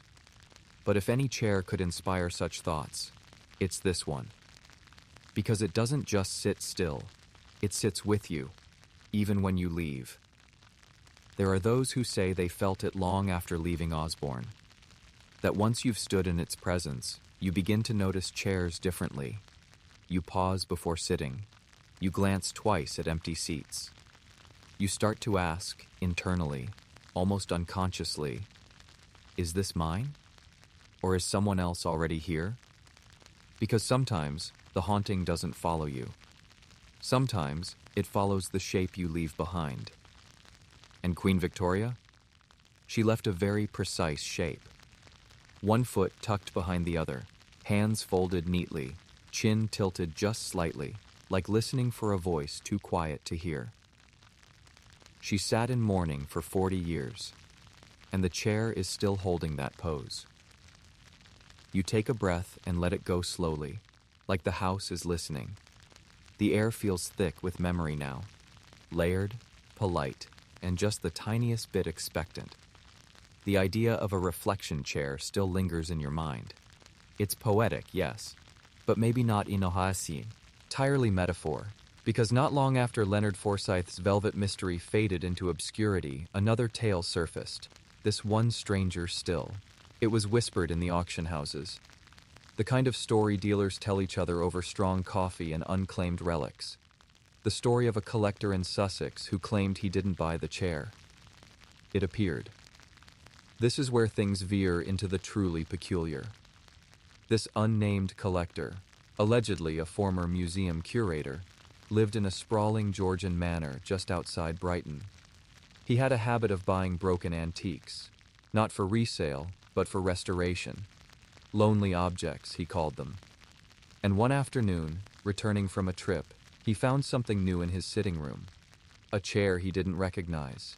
Crimson velvet, walnut frame, a familiar silhouette. At first, he assumed it was a gift, a delivery mistake, something left by a courier. But no note, no invoice, no entry on the logbook. The house had been locked, the windows sealed. Yet there it sat, centered perfectly in the afternoon light. He asked the staff, called every dealer he knew. Nothing. He kept it, of course. What else could he do? But after the second week, he stopped sitting in it. He claimed the room began to change, not visually, nothing dramatic, but in feel. A slight tilt in temperature, a pressure behind the eyes, like someone had brought a second heartbeat into the house. He started dreaming of a woman, always seated, always silent. He'd wake to find the cushion of the chair slightly pressed, as though someone had just risen and stepped out of the room. One morning, he walked in and found a single white glove resting on the armrest. He lived alone.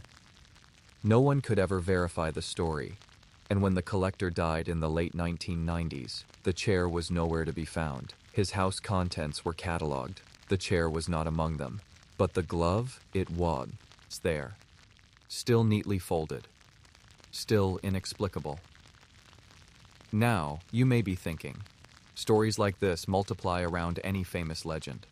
Like moss on an old stone, half of it imagined, all of it sticky. And maybe you're right.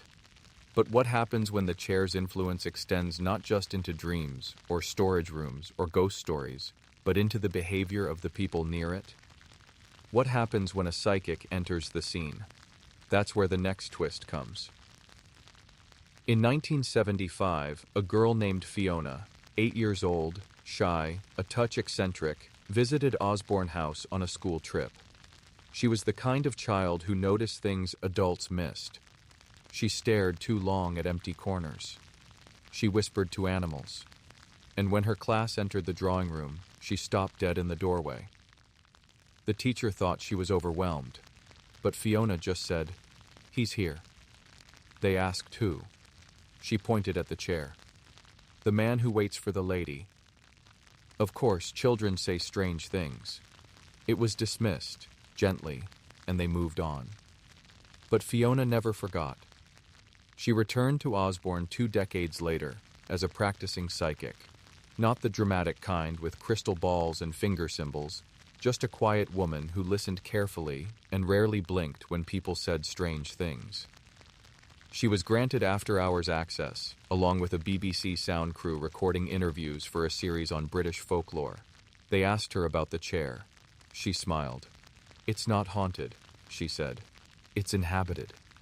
When they pressed her, she elaborated. "He's there," she said. "The man. Still waiting. But he's not stuck. He chooses to stay, because she asked him to. And she's not far behind." The sound crew asked if she meant Queen Victoria. Fiona only shrugged. "I don't use names," she said. "Only echoes." That audio never aired. Not because it was frightening, because it was too still, too sad. The producers said it lingered in the wrong way, but the sound technician kept a personal recording. And on it, there's a moment. Right after Fiona finishes speaking, a pause, a breath.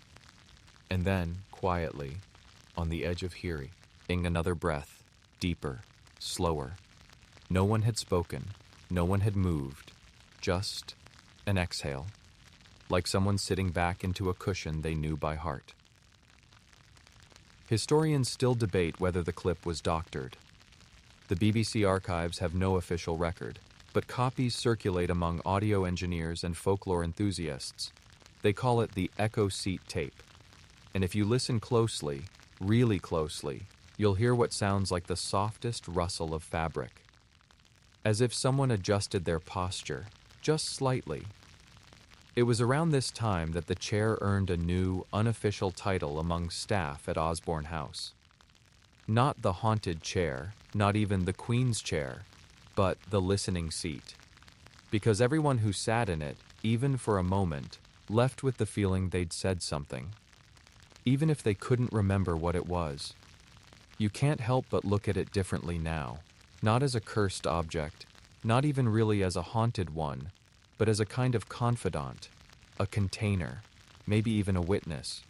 They say objects can't remember, but if anything could prove that wrong, it's this chair.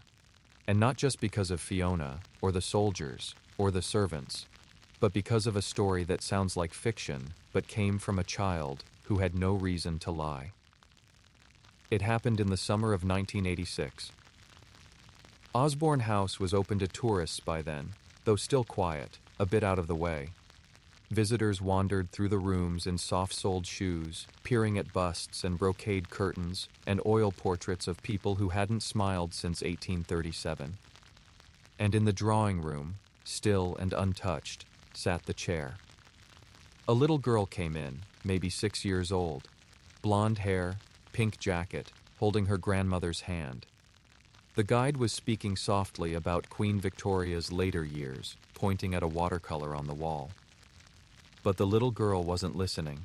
She had tugged away from her gran, walked up to the chair, yes, and was whispering to it. No one noticed at first, until the grandmother said sharply, "Don't touch that." And the girl replied, "But I'm not touching it. I'm feeding him." The whole room went quiet. When asked what she meant, she explained, calmly, matter-of-factly, that the man in the chair was very tired and liked ginger biscuits.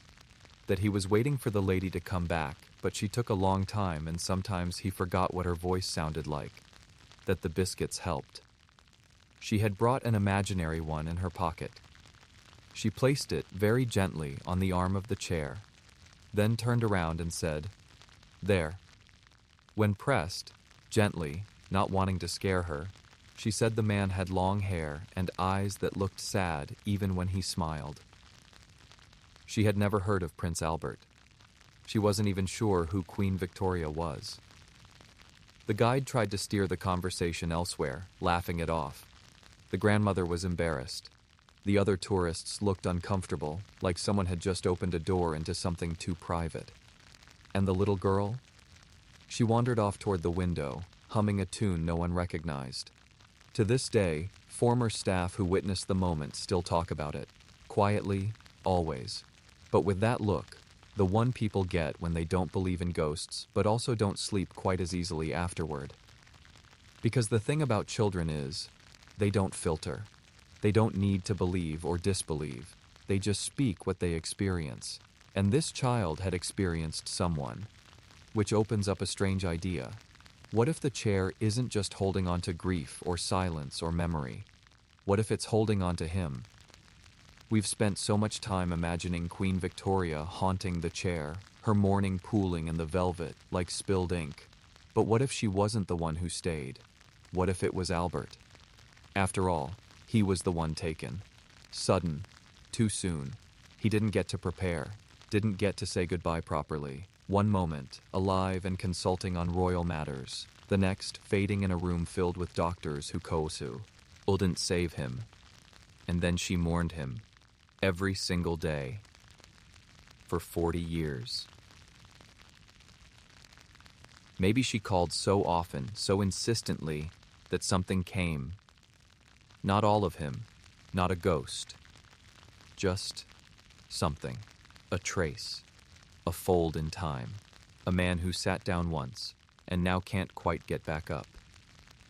It would explain why the chair feels less like it's watching and more like it's waiting. Because waiting was always the point. Remember that story from the psychic Fiona, about the man who waits for the lady? Maybe it was never Victoria's spirit at all. Maybe she was the summoner, not the ghost. And maybe, just maybe, that's why people get so sad after sitting in the chair. Not frightened. Just filled with a longing they can't name. Because longing is contagious.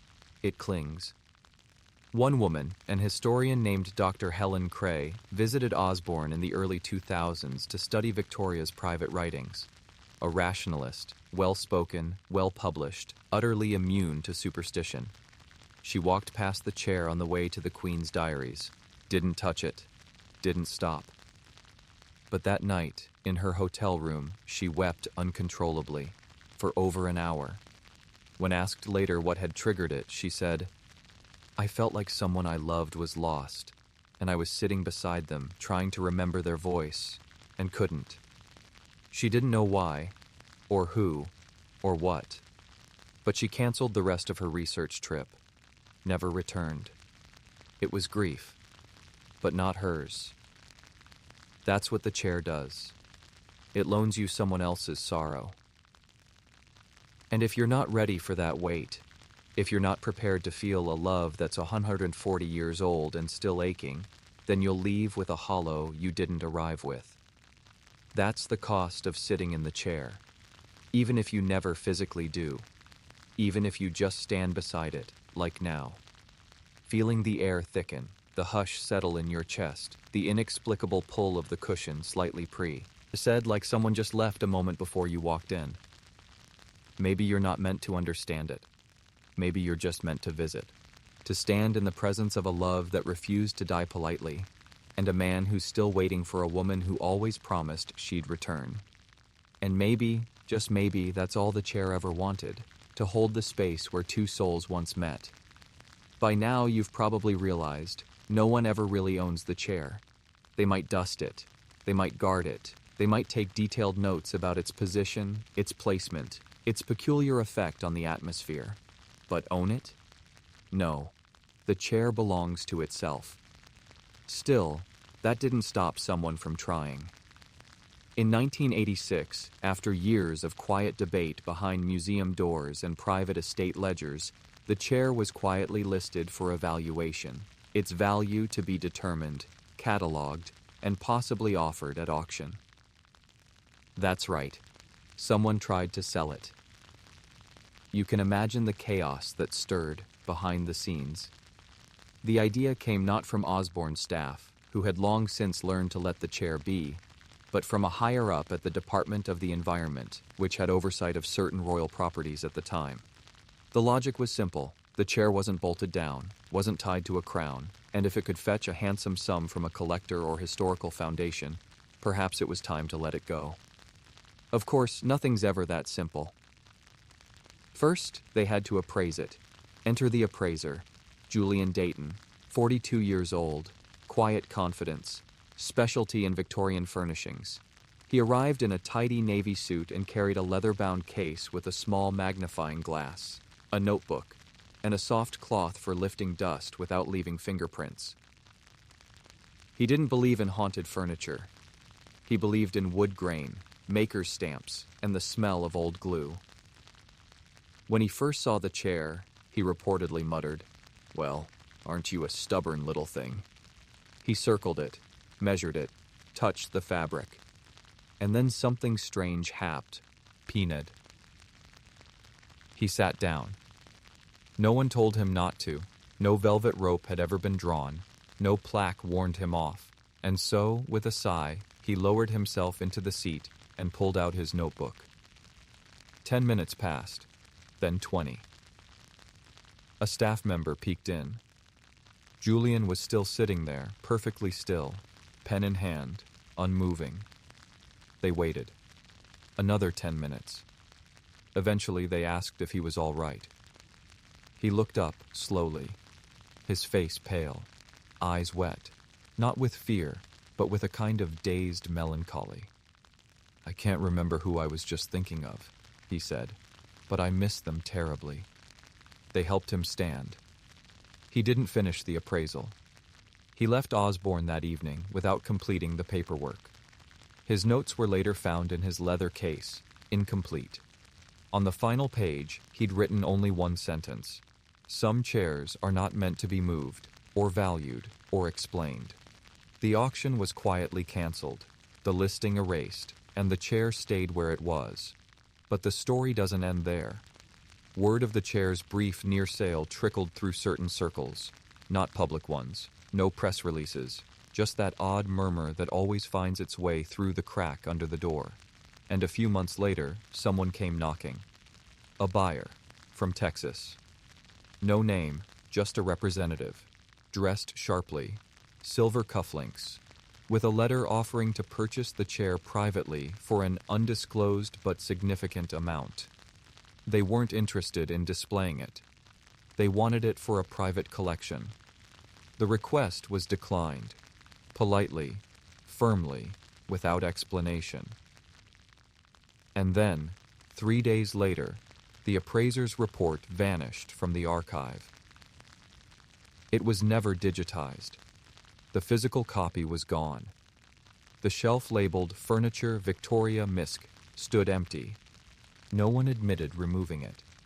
And shortly after, a quiet decision was made. The chair would never again be offered for appraisal. Its value, officially, was deemed not applicable, which is a very British way of saying, we don't talk about this anymore. Still, people asked. Visitors asked why they couldn't sit. Volunteers asked if it had ever been moved. One child, perhaps 5 years old, asked her mum why the sad lady's seat had no nameplate. There is no clear answer. But among staff, a new phrase began to appear in notes and rosters. You wouldn't find it in the guidebook, but on the internal schedule, under the quiet tasks like polishing brass or replacing flowers, you might spot it scribbled in pencil beside a name, Chairwatch. Just that, Chairwatch. A gentle reminder to check the drawing room at dusk, to make sure the chair was still where it should be, still turned at its usual angle, still dignified, still silent, still quietly occupied by whoever, or whatever, had decided to remain. One staffer described it as, like feeding the cat before bed. Another, less fondly, said, If it ever goes missing again, I'm quitting on the spot.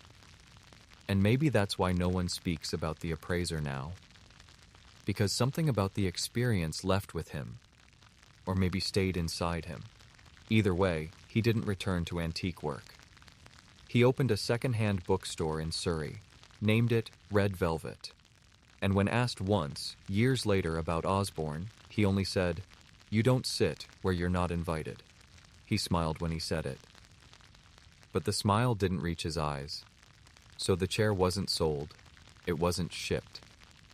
It was simply returned, gently, silently, to the place where it had always belonged. No spotlight, no security glass, just a chair, still angled slightly toward the window, still watching, or listening, or resting, still waiting. You return now to that drawing room, not physically maybe, but in the soft corners of your imagination, where the light slants through lace curtains and the air smells faintly of lavender polish and thyme, the kind of space where sound gets muffled and history hums just beneath the surface. Bika Swan. Use something about this chair, this quiet crimson witness, still refuses to settle entirely into silence. We've followed its story across generations, heard it whispered by servants, startled out of soldiers, drawn by children, dreamt by psychics, and nearly lost to the polished hands of auctioneers. But through all of it, there's been a curious pattern. The chair never misbehaves. No flying, no thudding downstairs, no chills strong enough to rattle bones. It doesn't want to scare you. It wants to stay. And that brings us to perhaps the strangest episode of all. The night it moved. Not shifted. Moved. Let's set the stage. It's 1998. Osborne House is well into its public life. The summer tourist season is winding down. A skeleton staff prepares the estate for the slower autumn months. Fewer guests, fewer questions. Just the quiet hum of vacuum cleaners and the scrape of chairs being stacked for events. And one evening, at closing time, a young custodian named Laura is doing final rounds. Laura is methodical, loves checklists, always wears soft shoes so the floors don't echo. She reaches the drawing room just after sunset. The light is fading, but she doesn't turn the overheads on. She prefers the glow of evening through the glass. It makes the room feel less like a museum and more like a memory. Everything looks normal, except the chair. It's turned, not just a little, not the usual slight angle toward the window, but fully, squarely facing the center of the room, as if it's ready to receive a guest, or expecting someone. Now, chairs shift over time. Vibrations, cleaning routines, subtle nudges from overly curious guests. But Laura had checked the room that morning. She had logged the chair's position in her tiny green notebook. It hadn't been like this. She stares at it. The room is very quiet. Then, almost absently, she says aloud, "Did you move?" The air doesn't answer. Of course it doesn't. She writes it down in the log anyway. Chair rotated 90 degrees, no known cause. She draws a little square diagram of the room and notes the position. It's silly, but she feels better doing it. The next morning, she returns. The chair is back. Not approximately, not close. Exactly where it was the day before. Same slight angle, same placement relative to the carpet edge, same faint indentation in the floorboards beneath the front left leg. No one claims to have moved it. She asks everyone, the gardeners, the docents, the security officer, who looks at her with a mix of confusion and growing discomfort. No one touched it. She checks the CCTV footage. There is no footage. That section of the building, as it turns out, was being rewired. Cameras were off. It's small, really. One rotated chair, one quiet moment. But it unsettled her, deeply. Because it didn't feel like someone had played a prank. It felt like someone had changed their mind. Maybe the chair had waited long enough. Maybe the guest had arrived. Or maybe it was simply shifting position after a century of stillness to remind everyone it was still part of the conversation. Historians still argue whether this qualifies as paranormal. Laura never filed a formal report. But 2 weeks later, she transferred to another property. "I liked Osborne," she said later. "It was beautiful, but something in that room, it didn't feel finished." And perhaps that's the most accurate description of all. Unfinished, not broken, not evil, not even sad exactly, just incomplete. The way a sentence feels when you can't remember the last word. The way a song feels when the final note doesn't quite land. The way grief feels when you've mourned someone longer than you ever knew them. Queen Victoria wore black for 40 years. She slept beside Albert's clothes long after he was gone. She wrote to him in her journals, addressed him in her letters, and sat daily in that chair as though he might walk in at any moment. Love that thorough doesn't vanish. It sits down and waits. So maybe the chair doesn't haunt in the way we've been taught to fear. Maybe it remembers.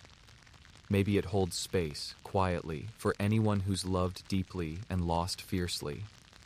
Anyone who's ever turned toward an empty seat and hoped, foolishly, sleepily, eternally, that it might not stay empty forever. And that's why it stays.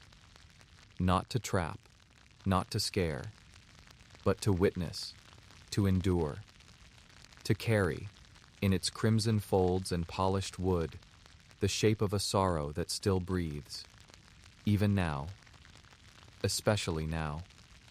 When the house is quiet, the guests have gone, and the last beam of dusk slips across the floor. Night has fully settled now. The rooms are darkened, the tours have ended, and Osborne House has grown still in that particular way only very old places can. Not silent, never silent, but still, as if the house is holding its breath, listening, remembering. And there, in the drawing room, sits the chair, exactly where you left it. Upright, quiet, unwavering. It's not the centerpiece of the room. There are grander chairs, taller ones, flashier pieces of royal decor that sparkle in flashbulbs and dominate postcards. But this one has presence. It doesn't need a crown. It has memory. You walk slowly toward it, only a few steps. Your shoes make no sound on the thick carpet. The air is just a touch cooler now. It always is after sunset, even in summer. The walls themselves seem to lean in, like they want to hear what happens next. And so do you. You've heard the stories now, every oddity, every quirk, every whispered account from housemaids and appraisers, school children and soldiers, psychics and skeptics. You've heard about the dreams, the biscuits, the missing twin, the page boy's knee, Useblid, the girl who brought snacks, the breath caught on tape, the chair that turned itself like a theater seat awaiting the next act. But you haven't heard the end, because there isn't one. You see, the chair never gave a proper curtain call. No final moment, no grand crescendo of poltergeist rage, no scream in the night, no vanishing in a puff of ectoplasm. It simply stayed. And in 2013, after decades of soft denial, the curators of Osborne House did something remarkable. They put the chair back, right in the drawing room, publicly, consciously, without explanation. No rope barrier, no plaque, just there, as if it had never been away. Some people noticed, some didn't, some stopped to stare. Others walked past it like any other Victorian artifact. But those who paused, they felt it. A shift, not dramatic, but unmistakable. The sense that you've walked into a room that someone else just walked out of. And even now, today, you can visit it. You can stand beside it. You can almost hear the soft creak of weight that hasn't lifted in 100 years. Because the chair isn't just an object. It's a memory that sits down with you. And it sits still for everyone. The lovesick, the curious, the skeptical, the lonely. Even you. Especially you. If you sit, No, not physically. Just close your eyes and picture it. You might find yourself hearing things you didn't know you missed. A footstep, a sigh, the rustle of a skirt, the click of boots on marble. Or maybe just your own breath, slowed down, matched, echoed. One breath in, one breath out. And someone else, long ago, doing the same beside you. Waiting, not stuck, not lost, just with faithful. And now, as we draw this long story to its close, the chair remains. Not cursed, not blessed, simply present. And still, somewhere in that warm velvet and carved walnut, there lingers the hope, sweet, silly, royal, eternal, that someone might walk through the door again and sit down beside the love they never stopped waiting for. Word count, 1,178. Wind down, 300 words. So now, let the chair fade. Let the dust settle. Let the soft whisper of history curl itself back into silence. You've been walking for a long while now, through corridors of candlelight and velvet, through half-remembered names and unsolved questions, through every echo that ever dared to sit down and stay a while. There's nothing left to chase, only this hush, the kind that tucks itself gently into the folds of your breath, that smooths the creases from your brow, that lowers the lights without ever needing to flip a switch. You did well, just listening. Not every mystery needs solving. Some just need company. And tonight, you offered yours. Somewhere, a chair still waits. It always will. But you don't have to. You can let go now. Feel your body soften into the mattress. Your shoulders melt into the pillow. Your mind loosen its grip on time and names and velvet mysteries. You've wandered far enough. Close your eyes. Let the dust swirl gently in the corners of your dreams. Let the doors stay closed and the floorboards remain silent. Let the warmth of old love, not tragic, just enduring, wrap itself gently around your chest. Inhale. Exhale. You're not haunted. You're just remembered. And that's more than enough. Good night.